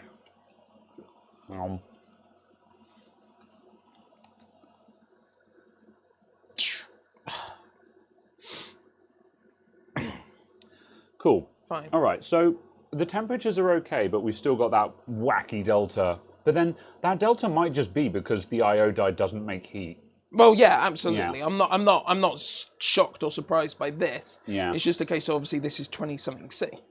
Yeah. But then the best we've had out of it was like 17, wasn't it? -17. Huh. So we're still we're in the right ballpark now, as opposed to when we were up at 30, which was a case Yeah. of, okay, we're nearly double our best. Yeah.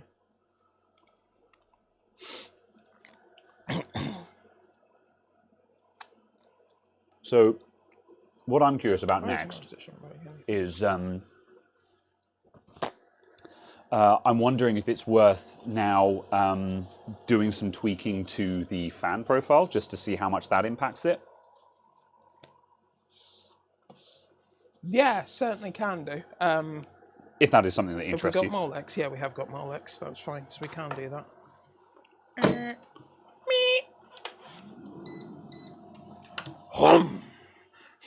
I'll just rev my air fryer. I missed it. Fry. Download now. All right. I require the fan controller. Yes, because we can use this. Indeed.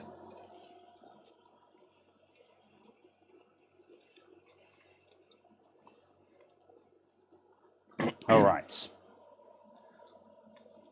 Why so many veggie options pretend to impersonate meat? Well, there's many reasons. Delightful.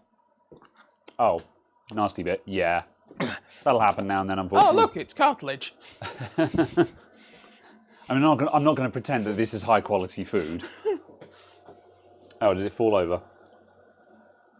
Goodbye, Horizon Master Installer. The Horizon Master Installer is already installing. I see. So the fact you cannot install whilst you install is understandable. I have read these, clearly. Scroll.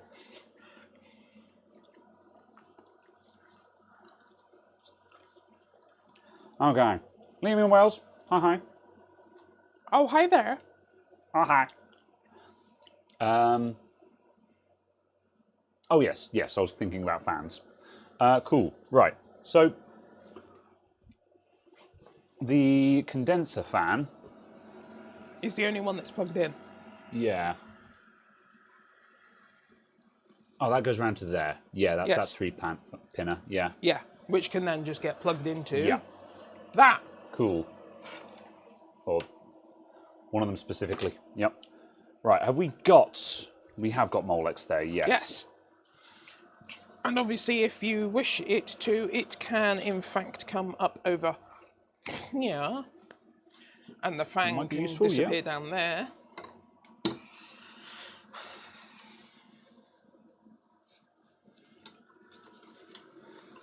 All right. Here goes. I'm gonna rig this up. Could you pass me that cable again in a moment? There you go. Thanks.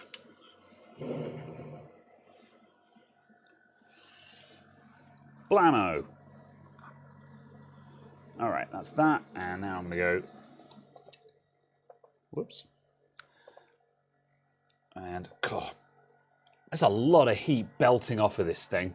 Yeah. Right. What dial do we want? Oops. Not that one. Not that one. Or maybe. Nope. Well, why don't you read which fan it is? There you go. It is All right, 3. it's number 3. Yes. I knew that already. I'd figured it out. Smart ass. Good job. Well done. All right. So put that on high again. Right. Okay. So I'm gonna turn that down like halfway and just see what happens. Fastest core. Second fastest core. Second fastest core. Fastest core. Fine. All right. I've turned that fan down to 50% indicated, which has taken a lot off of the speed. So most of the noise is now the compressor. So we're off load at the moment, so it's not really going to matter. But my guess is that we're going to have more problems with. My guess is that we're going to have more problems with heat soak, with the fan dialed down. The freezer, is that a brand? Can you buy that? Oh. Yes and no. Oh. Yes, it is a brand. What was the name of this brand again? LD, it was... LDcooling.com. Yeah, ldcooling.com, were the original manufacturers of this. And they have a website. Whether they're actually in business and will actually build you one of these or not, who knows? You'd have to contact them and be like, hey, I actually want one of these. Can you build me one? So yeah, this was originally obtained from a clearance, from e-waste clearance. So it was a very lucky find.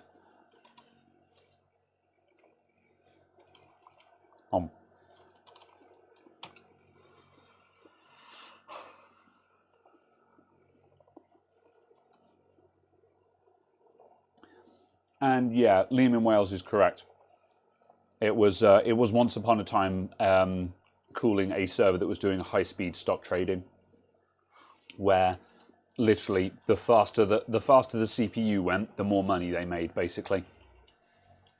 So it was building this computer to do high-speed stock trading was very much a price no object situation. Tough enough. Hello, hello. Can you cook your dippers on the cooler? No, we cannot. Also, I never got my soda. I'm gonna have the low alcohol one, I think. Fair enough. Yeah. 0.5 UK units, so it's not alcohol free. It's just lower alcohol.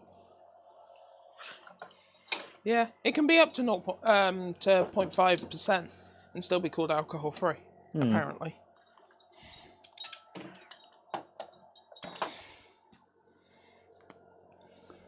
Okay. Does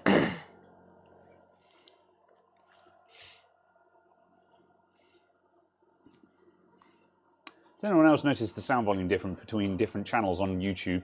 Yeah, that's normal. That's just going to matter depending on how people have got their mics set up.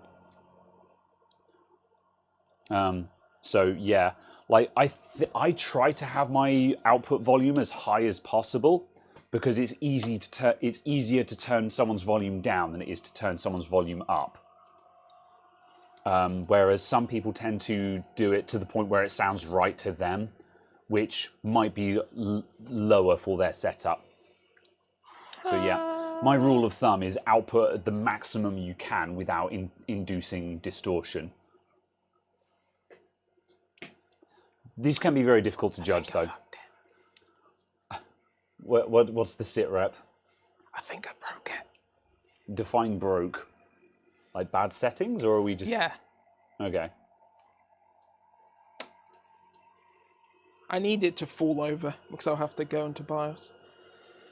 But it's not quite falling over soon enough to auto-recover, and it's not falling over late enough to manually go into BIOS. Very well.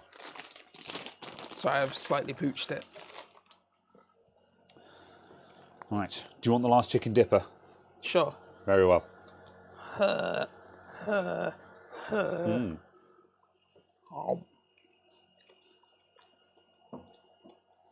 Put audio to the green bar, into orange but never to red. See, I try to have my voices just peaking on the first red. I literally go up to the red line. So, you know, if I go butts or something like that, when I say butts and give a plosive, I just hit the red. But when I'm speaking normally, right now we're just right in the middle of yellow. And then, if I'm streaming on Twitch, the music and the game volume should be peaking at the first yellow dot. So then my voice is always above whatever else is going on. So that's how I set mine up. Yeah. Right. Go over to face cam while Cowdog unbreaks everything. Unbreak my heart. We both went to the same place then, I love it.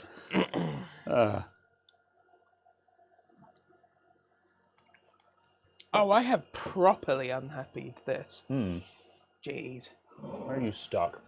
You're stuck on CPU at the moment. I'm stuck on literally initialization of the board in the very first instance. Oh, I see. Because look. Oh, it doesn't get past literally the first code, yeah. Yeah. Yeah. Is it possible that we just need to just dry out and come back up to room temp? No, it's because I applied an overclock. Oh, okay. Yeah, and I it see. just will not actually reset. Also, we should probably... Yes. I was about to say, we should probably have the fan going. Well, the evaporator was at -15 with no... it was at -15 with no load, so I assumed it was fine. I'm just going to unplug that. Very well. But yeah, it was at 50%, so the fan wasn't completely off, but it did start sounding like it was labouring then, didn't it? Yes. Yeah, all right. Do a reset then. And I'll put the fan to 75% then.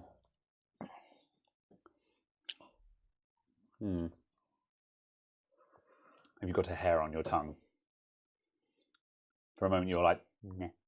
Oh, no, I just had stuff across my I face. see. I was like, yes. Record low in OBS and increase in editing to avoid distortion. Yeah, I actually tend to do that a little bit as well.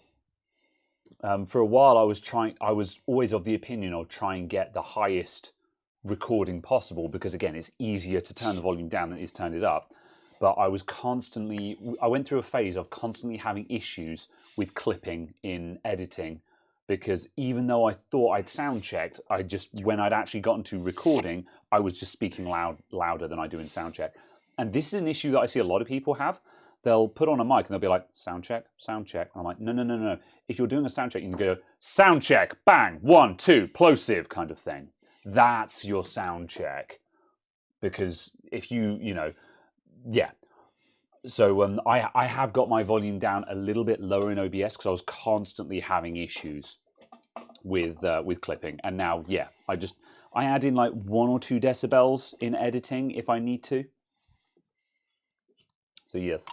But yeah, apparently Jay's 2 cents is very loud. Yeah, it might well be, I like to think my sound setup is not too bad considering the equipment available to me. So, because none of the equipment we use in here is particularly exotic. Oh. Interesting.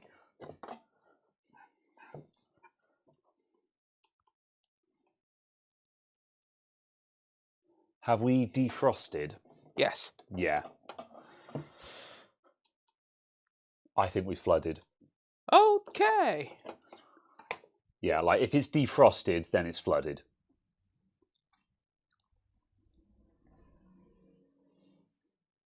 Odd.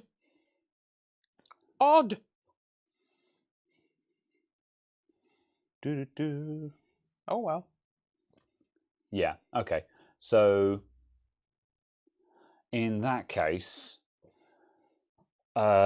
dismount and try and dry out? Yeah, might as well. Yeah, like there's not going to be a lot of fluid in there. So if we dismount and we just hit that with the air duster, we can probably blow out all what little water is in there. Because there's only a tiny amount in there. Like I say flooded, it's not waterlogged. There's just some moisture in there, which is probably what's holding us up now. Very well. Lots or too much of compression can make things sound much louder too. Yeah, I don't use a compressor on my microphone setups, mainly because I'm not very good at setting up a compressor. I can never get it to sound how I want to. It's very difficult to get a good compressor setup that allows you to have a little bit of fun as well. Like now and then I want to be loud, and if you have the compressor set up, then you can't be loud by definition because that's what the compressor is there to stop. Do we have a heat gun hairdryer? Not something suitable for drying. Yeah, we've got the hot air station, but what I'll probably do is just hit it with the air duster because that will just blow all of the moisture out of it.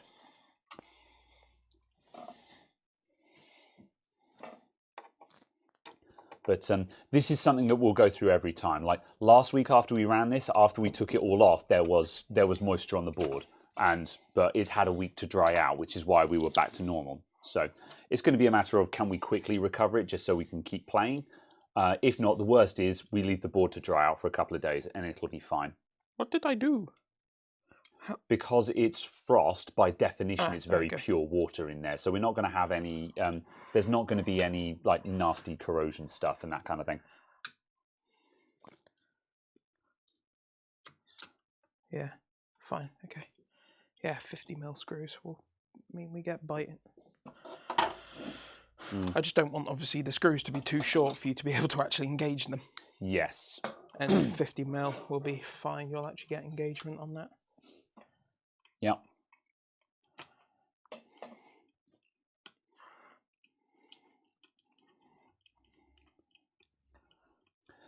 Yeah, I think with mic setups, a lot of people tend to over set up their microphone. and they tend to have everything ramped up too aggressively and end up just losing any quality that their fancy microphone is actually providing. Yeah. By the time they've got all of the compressors dialed in and stuff like that, the microphone just sounds like a cheap desktop mic. And yeah, I don't know, it's one of the... Fucking hell. Whoa! Shit. What the shit? Whoa!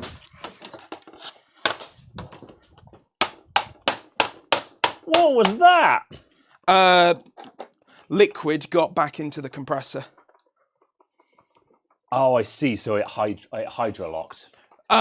Sort of. It was trying to compress a liquid into a liquid in a space where it's not designed for that. Yeah. Could you hold that up for a sec? I'm just going to switch off the sockets. Yeah. Right. What's plugged in where? Everything can be unplugged. Yeah. Right. Let me lift that. There you go. That's that. There's Okay, no that's off dead. on the floor. And that's dead. There you go. Ugh. Okay, good. Right. Power socket. Yeah, the power up there is dead. Or not on, rather. Good. Whew. All right. Is that a disaster or is that it needs time?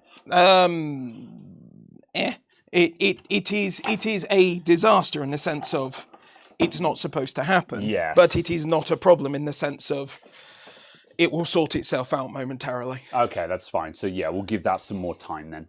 It probably just didn't like being because we have short cycled it twice during this stream where we turned it off and then immediately turned it on again, kind of thing.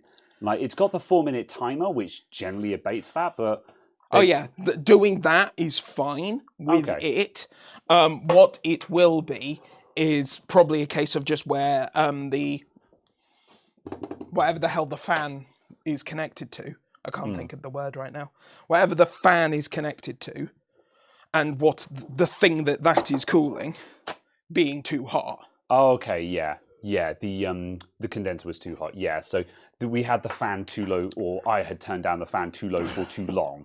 Yeah, basically.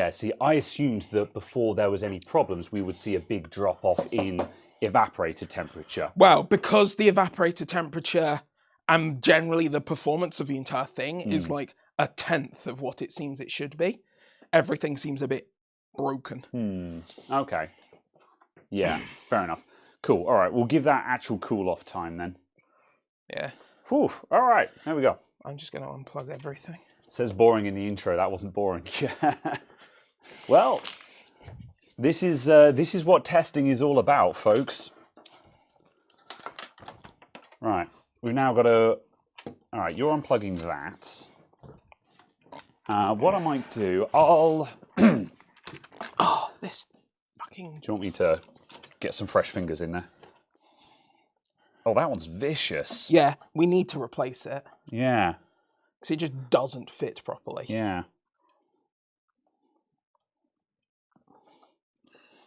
Oh, freaking hell.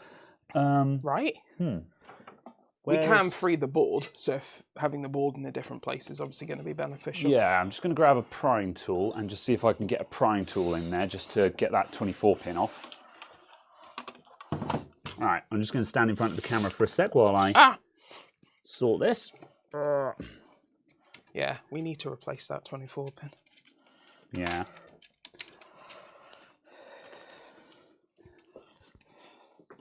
There we go. All right.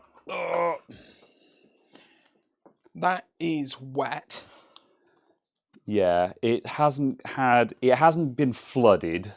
Yeah, but I don't want to use it. However, yeah, we probably shouldn't turn it on until it's had significant dry out time, just in case. Yeah. I'm just gonna wipe off any excess.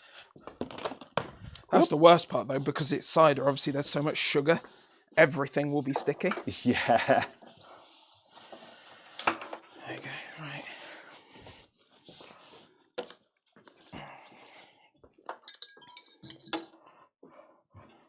Is this That hasn't got inside. That's fine. Is that voice clear? It was momentarily in a puddle, but it hasn't actually gone inside the power supply. So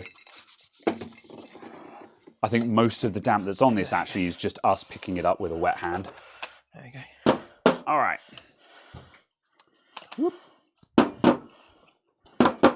There you go. Yeah, that's fine.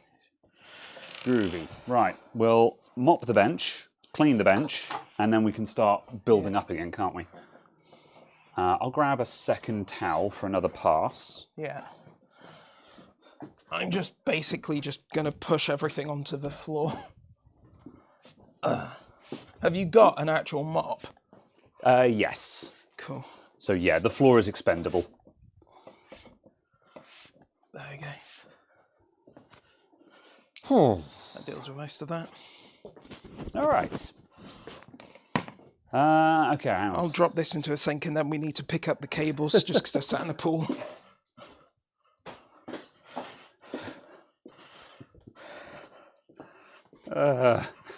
Rip headphone users.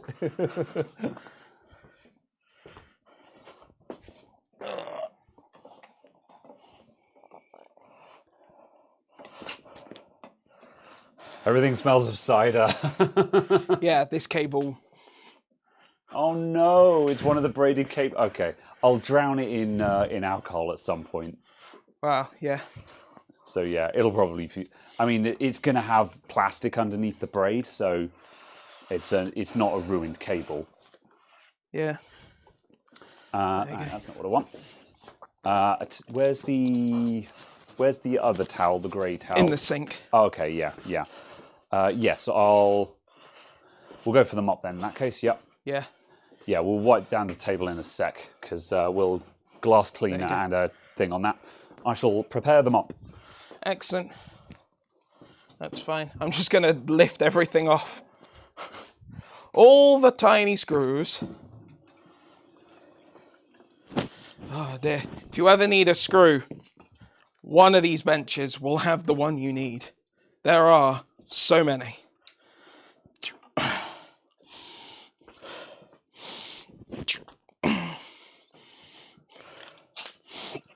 Oh dear. I wonder if the other issue we're having is just the fact that we'd actually run out of thermal paste. Because just if you look, it's all there and not here. Do you reckon pump out sort of thing? Basically, from us adjusting the angles, I presume so, yeah. Yeah. Not actual, like, thermal cycling pump out, but just from us changing the angle and stuff with it. Yeah. Oh, dear. That has made a small mess. Welcome to the stream, everyone. How you doing? Hi! At least I actually swept earlier on, so I'm not picking up all of the dust in this now. Yeah. There's a pool in that tile gap there, yeah. Oh, dear. Oh, well. That's fine. What actually got, it was basically just the two power cables, wasn't it? Yeah, I Actually don't got think soaked, and then the bottom of the. Yeah, I was going to say I don't think we've actually had any disasters there. Like on the assumption that I think the freezer is the bit that we're most worried about. We're just hoping that guy's going to be okay after it's Yeah, it will down. be because it happened. That exact thing happened when we were filling it. Oh, really? Okay, yeah. And we're just like, oops. Okay, yeah, that's good then. Yeah. So yeah, given time to settle, it'll come good again. So yeah, absolutely. So are we going to try it again just once we've finished cleaning up, or are we saying are we going to leave it? I will leave it for now. Yeah. This keyboard may be ruined. That's fine then. It is very much sided. Rest of the stream, take apart the keyboard. Oh.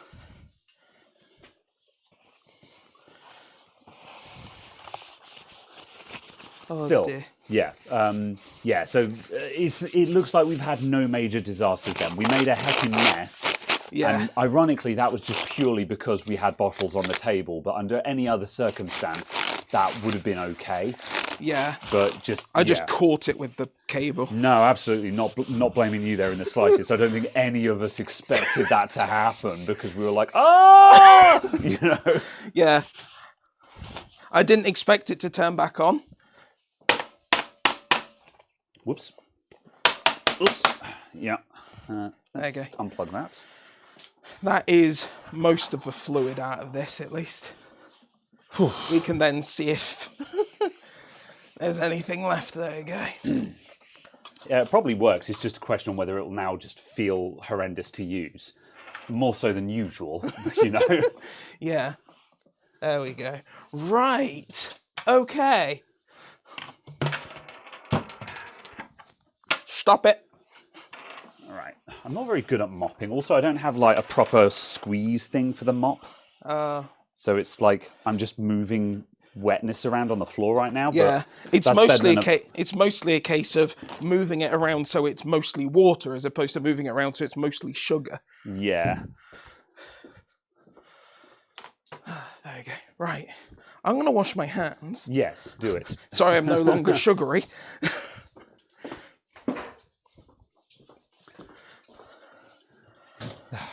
What a fiasco. La, la, la, la, la, la. Hi, everyone. Oh boy. It's not allowed to happen. It will destroy the valve. Yes, no, that is not an ideal thing. We will not let that happen. However, now we know it is a thing that can happen. And also, I think now we've also reproduced... Now we also understand what causes that to happen, and also now we know that you will not get a warning when it's at risk of it either. It's just a matter of... I think the reason why it never happened previously was because it was so low on gas, it couldn't actually get into a state of pumping the liquid past the evaporator. Yeah. Whereas, at that point, we'd left it on fairly low airflow, and as I said, I was just expecting the evaporator temperature to be coming up and be like, oh yeah, it's struggling, let's turn the fan back up. That's what I was planning. Yeah. I don't think we'll get that just because we've got so much gas in there now. Yeah, that's fair. All right. I think we would have seen that if it had been under load. Yes. We'd have seen it initially. Yeah. Just because the temperature would have climbed. Because obviously the actual thermal capacity of the was dropping. Yeah. entire system is dropping effectively. But we wouldn't see that when there's only like 20 watts on there, because obviously it's a 300 or 400 watt system. Yes. Yeah. Oh well. Hello again. That's a thing that has occurred. This is what testing is about.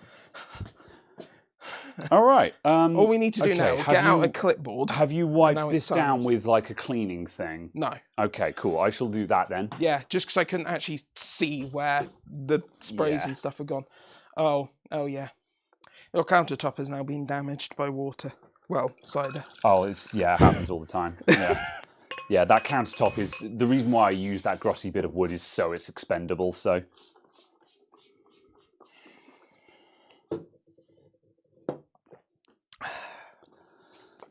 Glass cleaner for everything.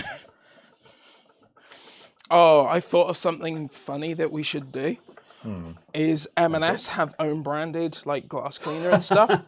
You need to get M&S or Waitrose brand.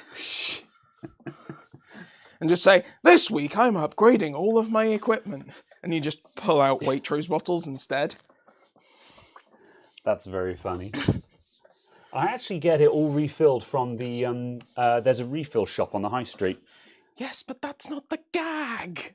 I know. However, I want to virtue signal and tell people that I refill my plastic bottles instead of throwing them away. Aye. So, yes.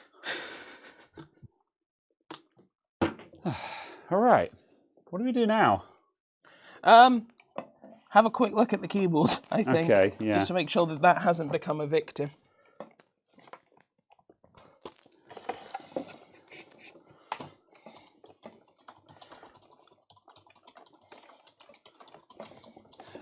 Key action feels fine.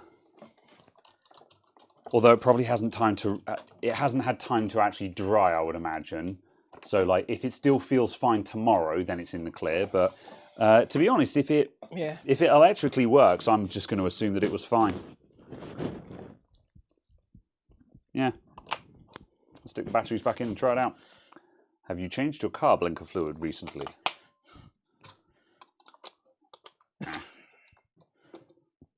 Here we go. Would you spend a night in a cemetery?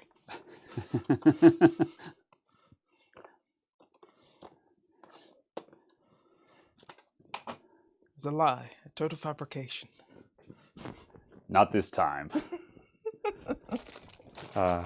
Jonathan Freaks asks you questions. Search for it on YouTube. You won't be disappointed. Right, I'm gonna move. I'll move the snacks over to here. There's the lanyard. There's the lanyard. Yeah, that's what I was wondering. We'll plug it into. I'll plug it into this, I guess. Yeah. Well, that end didn't get affected, so the worst we're going to get is random key presses. Yeah. All right. Turned it on. It's okay. It's poke because this keyboard is horrendous to type on. Yeah, there we go. All right. It's okay, everyone. Don't worry. The cheap Logitech keyboard that is completely expendable in this particular scenario is totally fine. There we go. Good. Right. Windows has detected a cider device. Windows has detected a cider device. Oh. Okay, right. I'll have the rest of my cider anyway, so. Oop.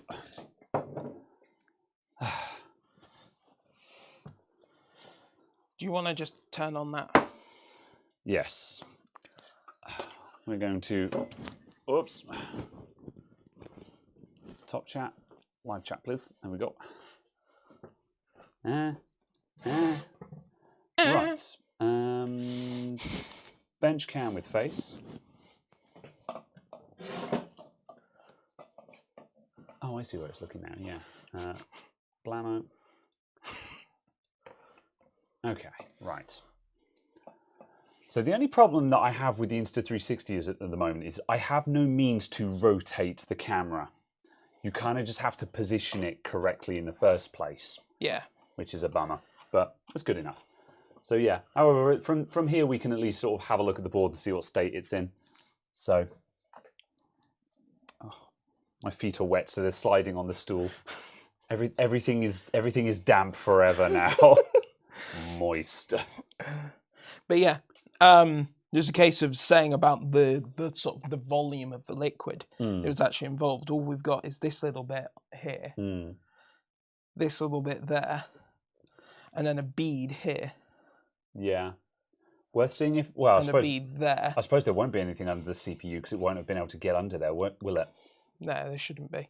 Yeah. I'm going to take this opportunity whilst it's in the socket to remove the thermal paste it's all around the sides. Yes. Also, I'll grab the IPA just so you have something there for if required. It's manual focus this. The autofocus on the Insta360 is very good, but it still hunts. Oh yeah. Oh, that's probably apparently the yeah, that must have been head when of you the took the head off evaporator and it just boffed off in there. Yeah. everywhere. Yeah.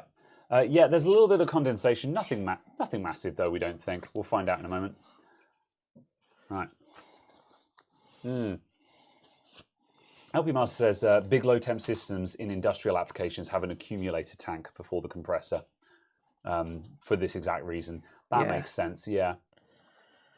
Especially having seen just how violent it is when it actually happens. Yeah. Because yeah, it was like if it had sort of made there's making some unpleasant noise, and then there's literally like earthquake mode, where it's just like, also just the fact it was bouncing up and down. Yeah, for reals. It's nuts. That's the thing. Is just like the fragile copper joints. Does the Insta360 allow you to turn it in software? Well, I can do that to an extent. I can do that in OBS anyway. What, turn it? I can rotate the picture around. Oh, I see. Yeah. Yes. Yeah, the camera itself can't do anything useful to that extent. So having it coming in from the side like this is less than ideal. I mean, it's fine for what we're doing right now, but yeah. There you go. Where can you learn how to tighten the timings on your Corsair 3600 kit with XMP enabled? Depends how tolerant you are of long YouTube videos. Yeah, are you deciding whether to recommend? Well, because the true and correct answer is Buildzoid. There's a channel called actually Hardcore Overclocking, run by a person who goes by Buildzoid, and on his channel there is a series of 4 videos which explains RAM timings. If you are not tolerant to watching long videos and want to watch one, there is the 4th one in the series, I think. I can't remember exactly what the title is, but it's something, the most important RAM timing. And basically just explaining why it's the most important one. And it will just go through the timings and explain stuff. I would obviously suggest watching all 4 of them, but that's also like 8 hours of your time. Yeah. At any rate, yeah, actually Hardcore Overclocking, though, is the place to go nonetheless. Yeah. If you don't have that kind of time and just want to randomly poke at numbers, load XMP, go into your advanced memory timing, and just reduce every number by 1, effectively. Save it, see what happens. Fair enough. Which the worst that happens is you go, oh no, it's all broken. Reload XMP. Yeah. Very good. Yeah. Right, yeah. Welcome back, Arnold. You missed everything. So, yes. If you can't stand Steve from Gamers Nexus, you won't be able to have the patience to watch Buildzoid. Yeah. However, also, though, if you really want to learn, you need to learn to sit through these people, because often these people who are the worst presenters are often the most knowledgeable. It's also a case of don't forget you can watch at 2x speed. Yeah, that's true. Yeah. But this is one of the reasons why I'm trying to start pivoting in a direction where I start doing tutorial style videos where basically I'm taking the information that these masters have compiled and then providing it in a slightly more distilled form. Yeah. Yeah, just as a TLDR kind of deal. So yes. Excellent. I have not bent any of the pins. Whatever next. I've no idea if we'd ever be able to pick it up on camera, but if you look at the pins on the left-hand side, close up, you can see there are beads. There is a tiny amount of water on those pins. Yeah. I tell you what, if you hold it against the thing and brace so it's dead still, we can probably get to that. Did you nearly just off the end with that? Like so. Hold on. Yeah, I don't. Yeah. Oh, there's. Yeah, you can just see it on the pins on the end there. There's some tiny beads of water there. Yeah. Yeah, just at this end So here. that's the kind of thing that'll catch you out. That needs to be dealt with before it goes back into a socket. Otherwise, you're just immediately putting moisture back into the socket. Yeah. But yeah, it looks like overall there was very, very little. It's just a tiny bit gone there. Maybe it was on my hands or something. Yeah. Either way, it's not a big deal. It's just this is what you need to look for before you put the chip back in the socket, basically. So.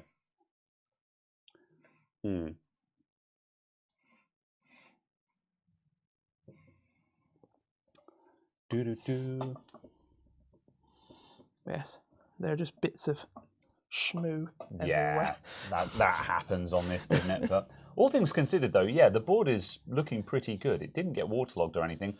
There is there is some thermal paste on and around the socket. There was already, because we were having this discussion last week where you pointed that out, and I was like, yeah, we can put IPA on that and just start washing it away, but. It's time consuming because it'll wash deeper in and then start washing out the bottom, and it'll leave marks on the board, and you can clear it up. It just takes several rounds of cleaning in my experience. Of course, hypothetically, the other option is just to ultrasonic the whole board, but I think that's massive overkill for this. So that's not something I would I don't think I would bother doing that. Yeah. I mean, I'd chuck it in the ultrasonic if you already had it on, kind of thing. Yeah. That's the The other thing as well, like before you do that, you've got to remove all the heat sinks and strip the board and all the rest of it. So it's just like, it's absolutely an option, but yeah. Although, next time I know I'm going to be warming up the ultrasonic, because I don't run my ultrasonic very often, just because I don't need to. I only use it once in a blue moon. But yeah, next time I'm warming up the ultrasonic, I'll let you know, just in case you want me to lob it in there. Yeah. So yes, dry it in the air fryer. Yeah. It won't fit. The 4090 would fit, but this board is too wide. Not ATX.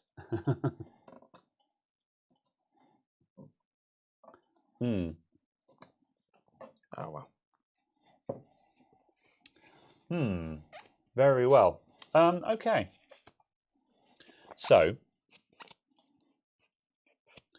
in terms of actual, what have we learned for what we were aiming for?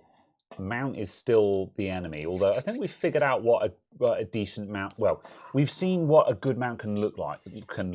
We can to a degree, certainly. Yeah, like we saw 17C minus 17 on it. Yeah. So we know that that is attainable, but also we now know that minus 20 is minus 20, minus 22 underload is probably a bit more realistic. Like if you're hitting minus 20. That's good enough, kind of thing. Like it probably has a bit more to give. Yeah. But well, seeing anything close to 0 is good, because obviously we're at plus 20 to plus 30. Oh yes, sorry. I didn't mean minus. I meant plus. Yeah. Yeah. Yeah. Plus 17 was the best, and Yeah. plus 20 was what we were getting most of the time. Yeah. However, when we at one point we definitely had a bad mount, and we were in 30s. But also. Yeah. Like you pointed out that the thermal paste spread on the chip didn't look very good, so it's possible that we just had once we disrupted the mount, we just pushed all the paste out. Yeah. So it was quite possible that if we'd actually remounted with fresh paste, we might have been able to attain something a lot better. Yes, basically, yeah. It looks like possibly best to stick it on there and then tighten from this end and then this end and then this end and then this end and then stop and to force obviously the paste this end, because it's this end that all the CCDs are. Yeah. So it's just a case of the heat generation is actually at this end of the socket. Yeah. So if we're forcing the paste to mostly be this end, it will be beneficial. It'll be effective. Yeah. Yeah. Very well. The camera is entirely the wrong way around. That's what was very confusing me there. Yeah. But yeah, so it's a case of basically all of the heat generation is towards the GPU slot in the socket. So it's a case of if we tighten from the VRM end, this part of the VRM end first, it will then force stuff that way. And then obviously if we tighten down this end, it will then... Fair enough. Okay. I'm also going to move that before I mash the pins on it again. Yes. There is just thermal paste bloody everywhere on this board. Yes. So I just found some on top of, I think, the network chip. So yeah, it's just gotten a bit everywhere. Oh well. Yeah, that looks like that's dried out now. Yeah. All right. Cool. Right. I guess then the next question is, do we have any further plans? Or I think, are we going to, did we decide that we're just going to leave the freezer to settle for a bit now? Yeah. I'm just going to leave that for now, just because I don't want to vent it or anything like that. Yeah. Yeah, exactly. Yeah. So we'll leave that, and then it will probably be okay by now. But it's just a case of, given that we can't leave it, I'm going to. Yeah, I don't think there's nothing really that. Yeah, like we're at 2.5 hours, so like there's not really any point in like the time taken to set up and get it started again. We're not going to have time, so we may as well leave it off and just let it rest for the week. Then in that case, and everything will just equalize again. Yeah, everything will sort itself out. So that's fine. Yeah, very well then. Yeah. That one has a BIOS socket, easy reflash, indeed. Yeah, it's also got dual manually switchable. Yeah. This is how dual BIOS should be, where you just literally have a physical switch and one of them is socketed. Yeah. So easy. So yeah. Any plans for the Easter weekend? When's the Easter weekend? It's next week, isn't it? The actual bank holiday weekends, yeah. Yeah. Friday is Good Friday.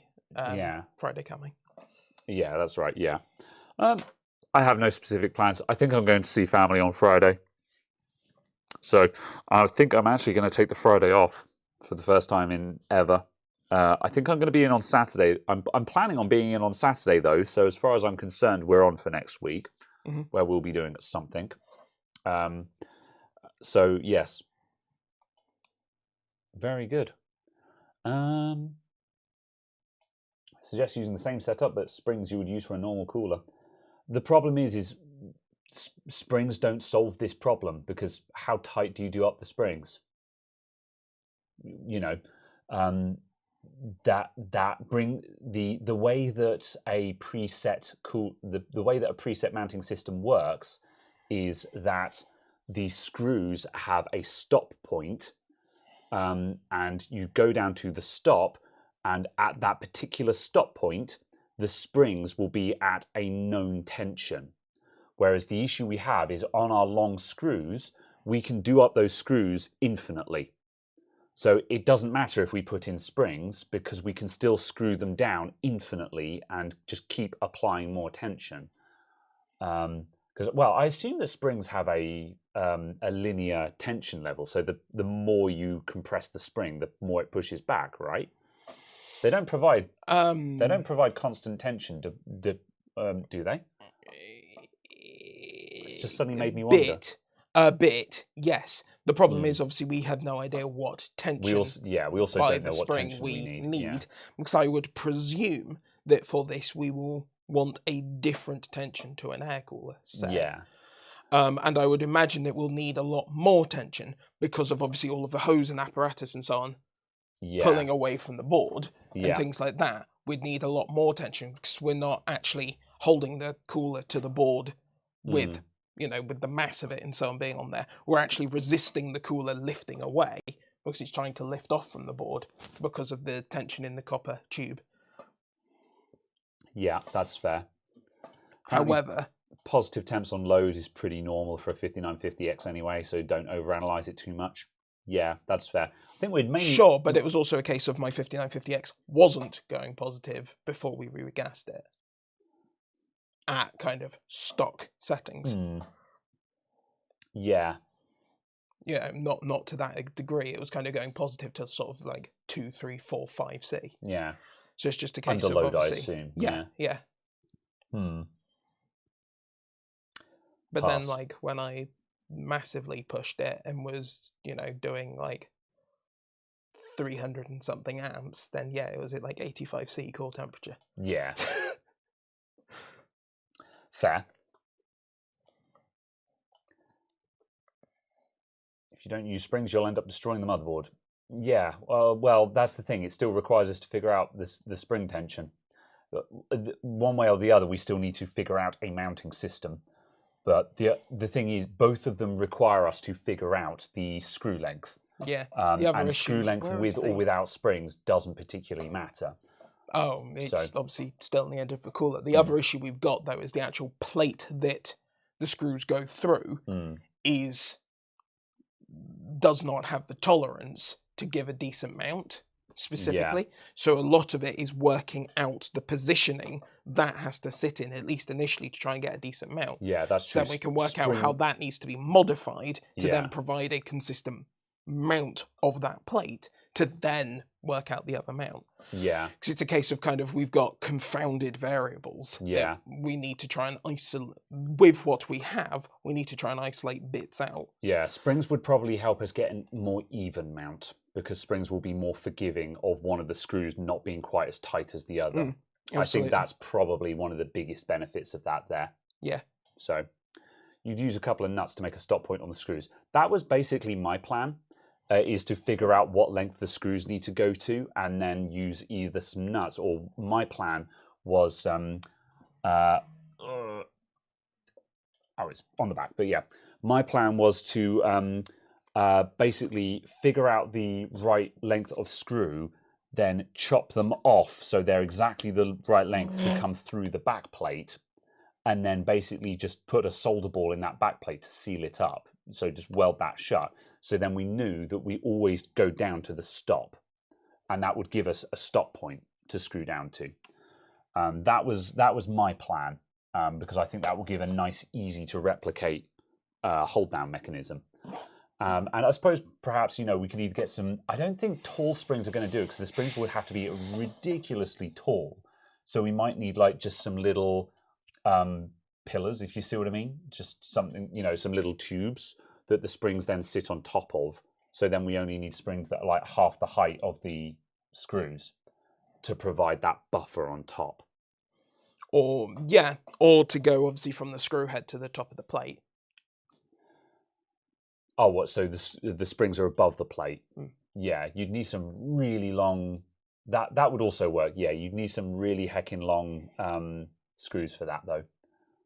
Not much longer than what we've already got, because there's already 15 mil in that. Yeah. There's already 15 mil of extra length on those, roughly. I guess, yeah. What were they? 50 millimeters long, those screws? I forget. No, we need to get 50 millimeter long yeah. ones, and I think they're 75. Yeah. Oh, okay, yeah. So yeah, actually, so some 80. Sorry, so I think they're saying weird like 65. Yeah.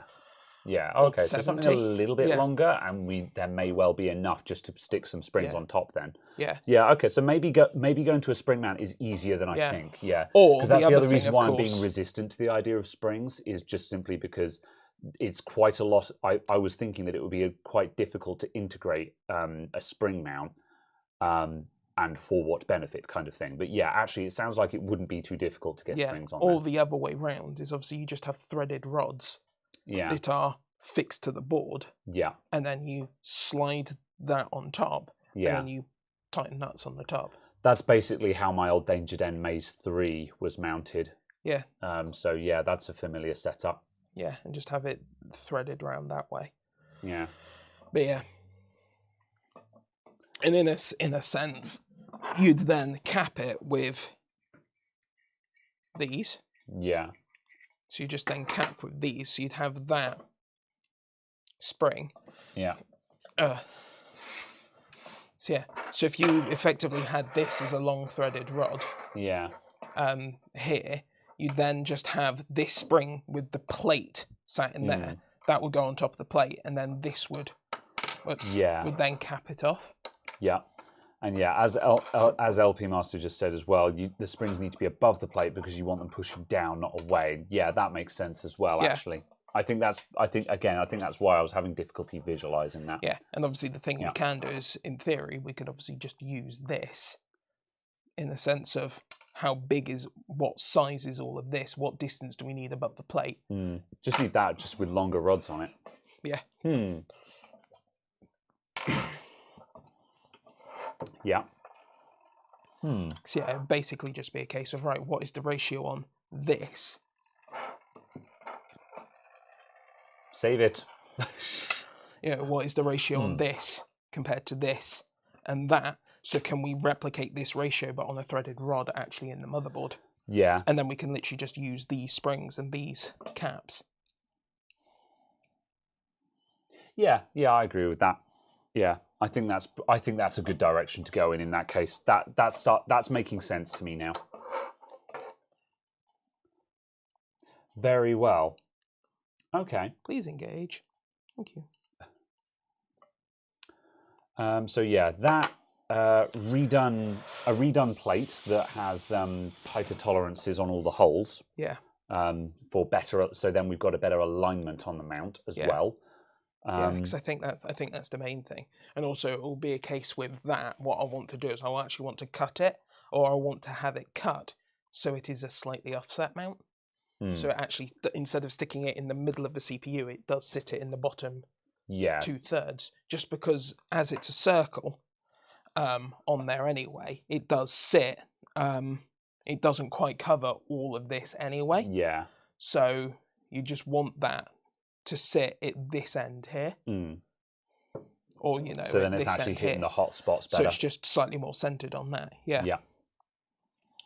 That That's- obviously depends on whether the faceplate is a uniform temperature, which we'll, I guess, want to double check with the thermal camera. Yeah. Yes.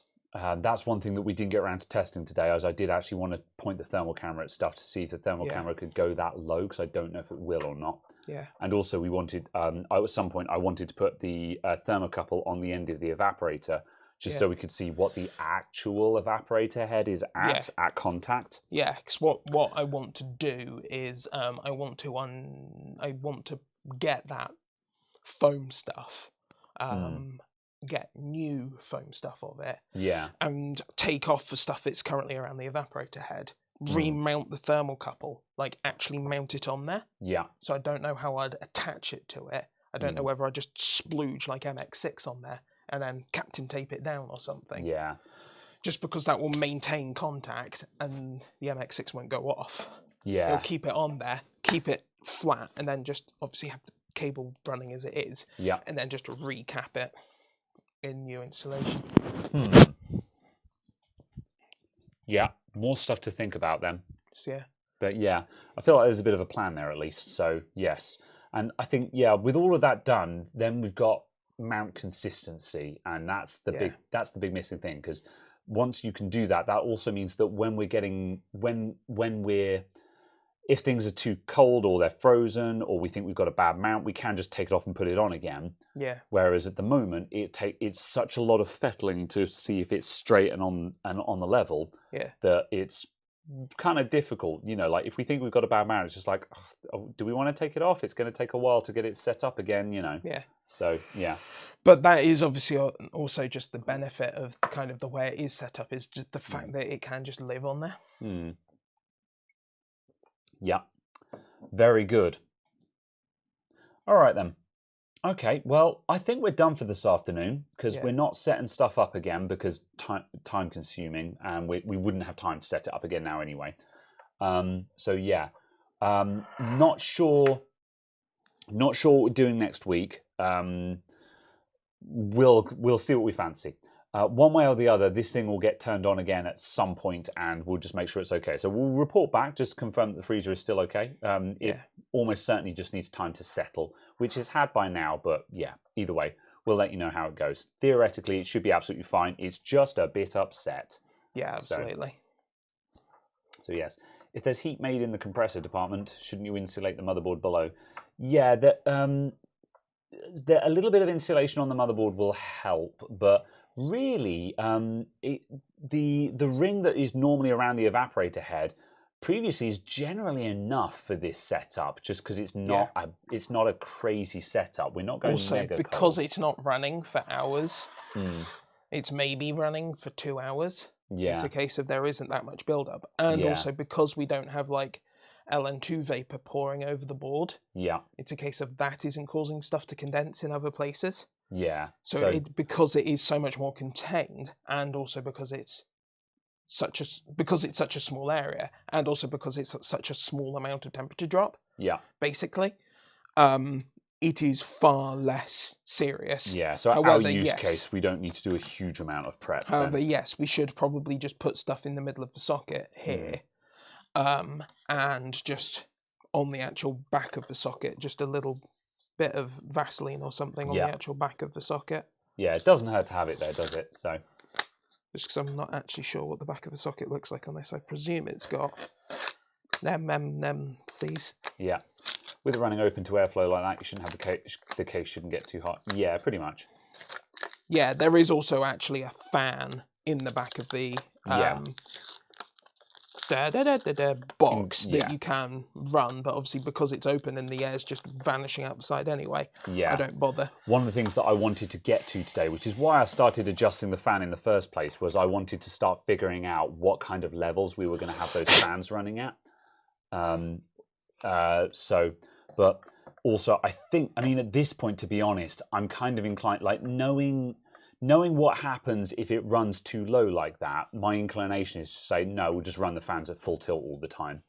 Because, like, taking off the fan did reduce some of the noise, but the compressor still makes noise. That is a fact. Like, you're not going to make this thing quiet. So Yeah. I think probably worth just abandoning that idea, and just running the fans on high and just being like, yeah, it does as much as it can. Yeah, basically. But yeah, I was just thinking just apply basically just, Vaseline or something to the back here, and that will cover off all of our concerns, basically just covering off this area and maybe the pins of this, if it even ever gets that far. But, Yeah. that sort of area literally inside the area of this back plate. But obviously because this back plate does actually sit flush to the board with plastic insulating against here, there's actually no airflow. So there's basically nothing that can condense on there. Yeah, that's fair.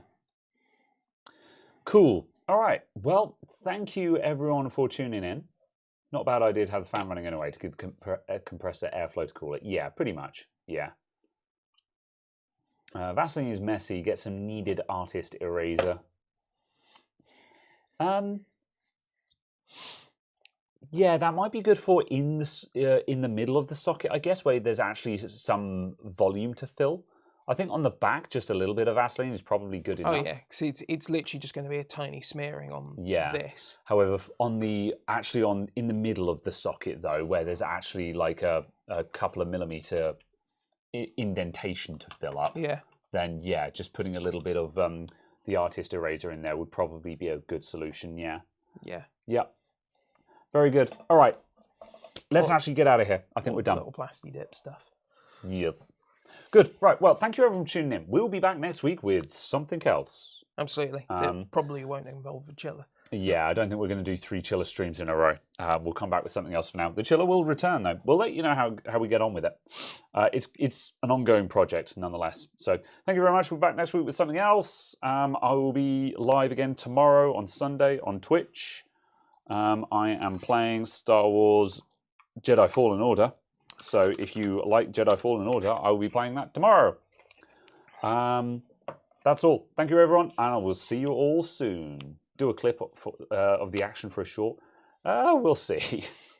Nightbot's still broken. It's slow to respond, but it looks like it's probably broken. So I guess I'll just shout myself out. There we go. Follow me on Twitch if you want to hear more of my stupid voice. And we'll see you soon. Also, Discord, which is... Oh, actually, that's an easy one. That's adamantit.co.uk/Discord, because I made a vanity URL for myself. Oh, no. Without the backslash. Without the slash. I'm sure you guys can figure it out. You're all smart people, hopefully. I'm gonna hit stop. I'm gonna hit stop streaming now.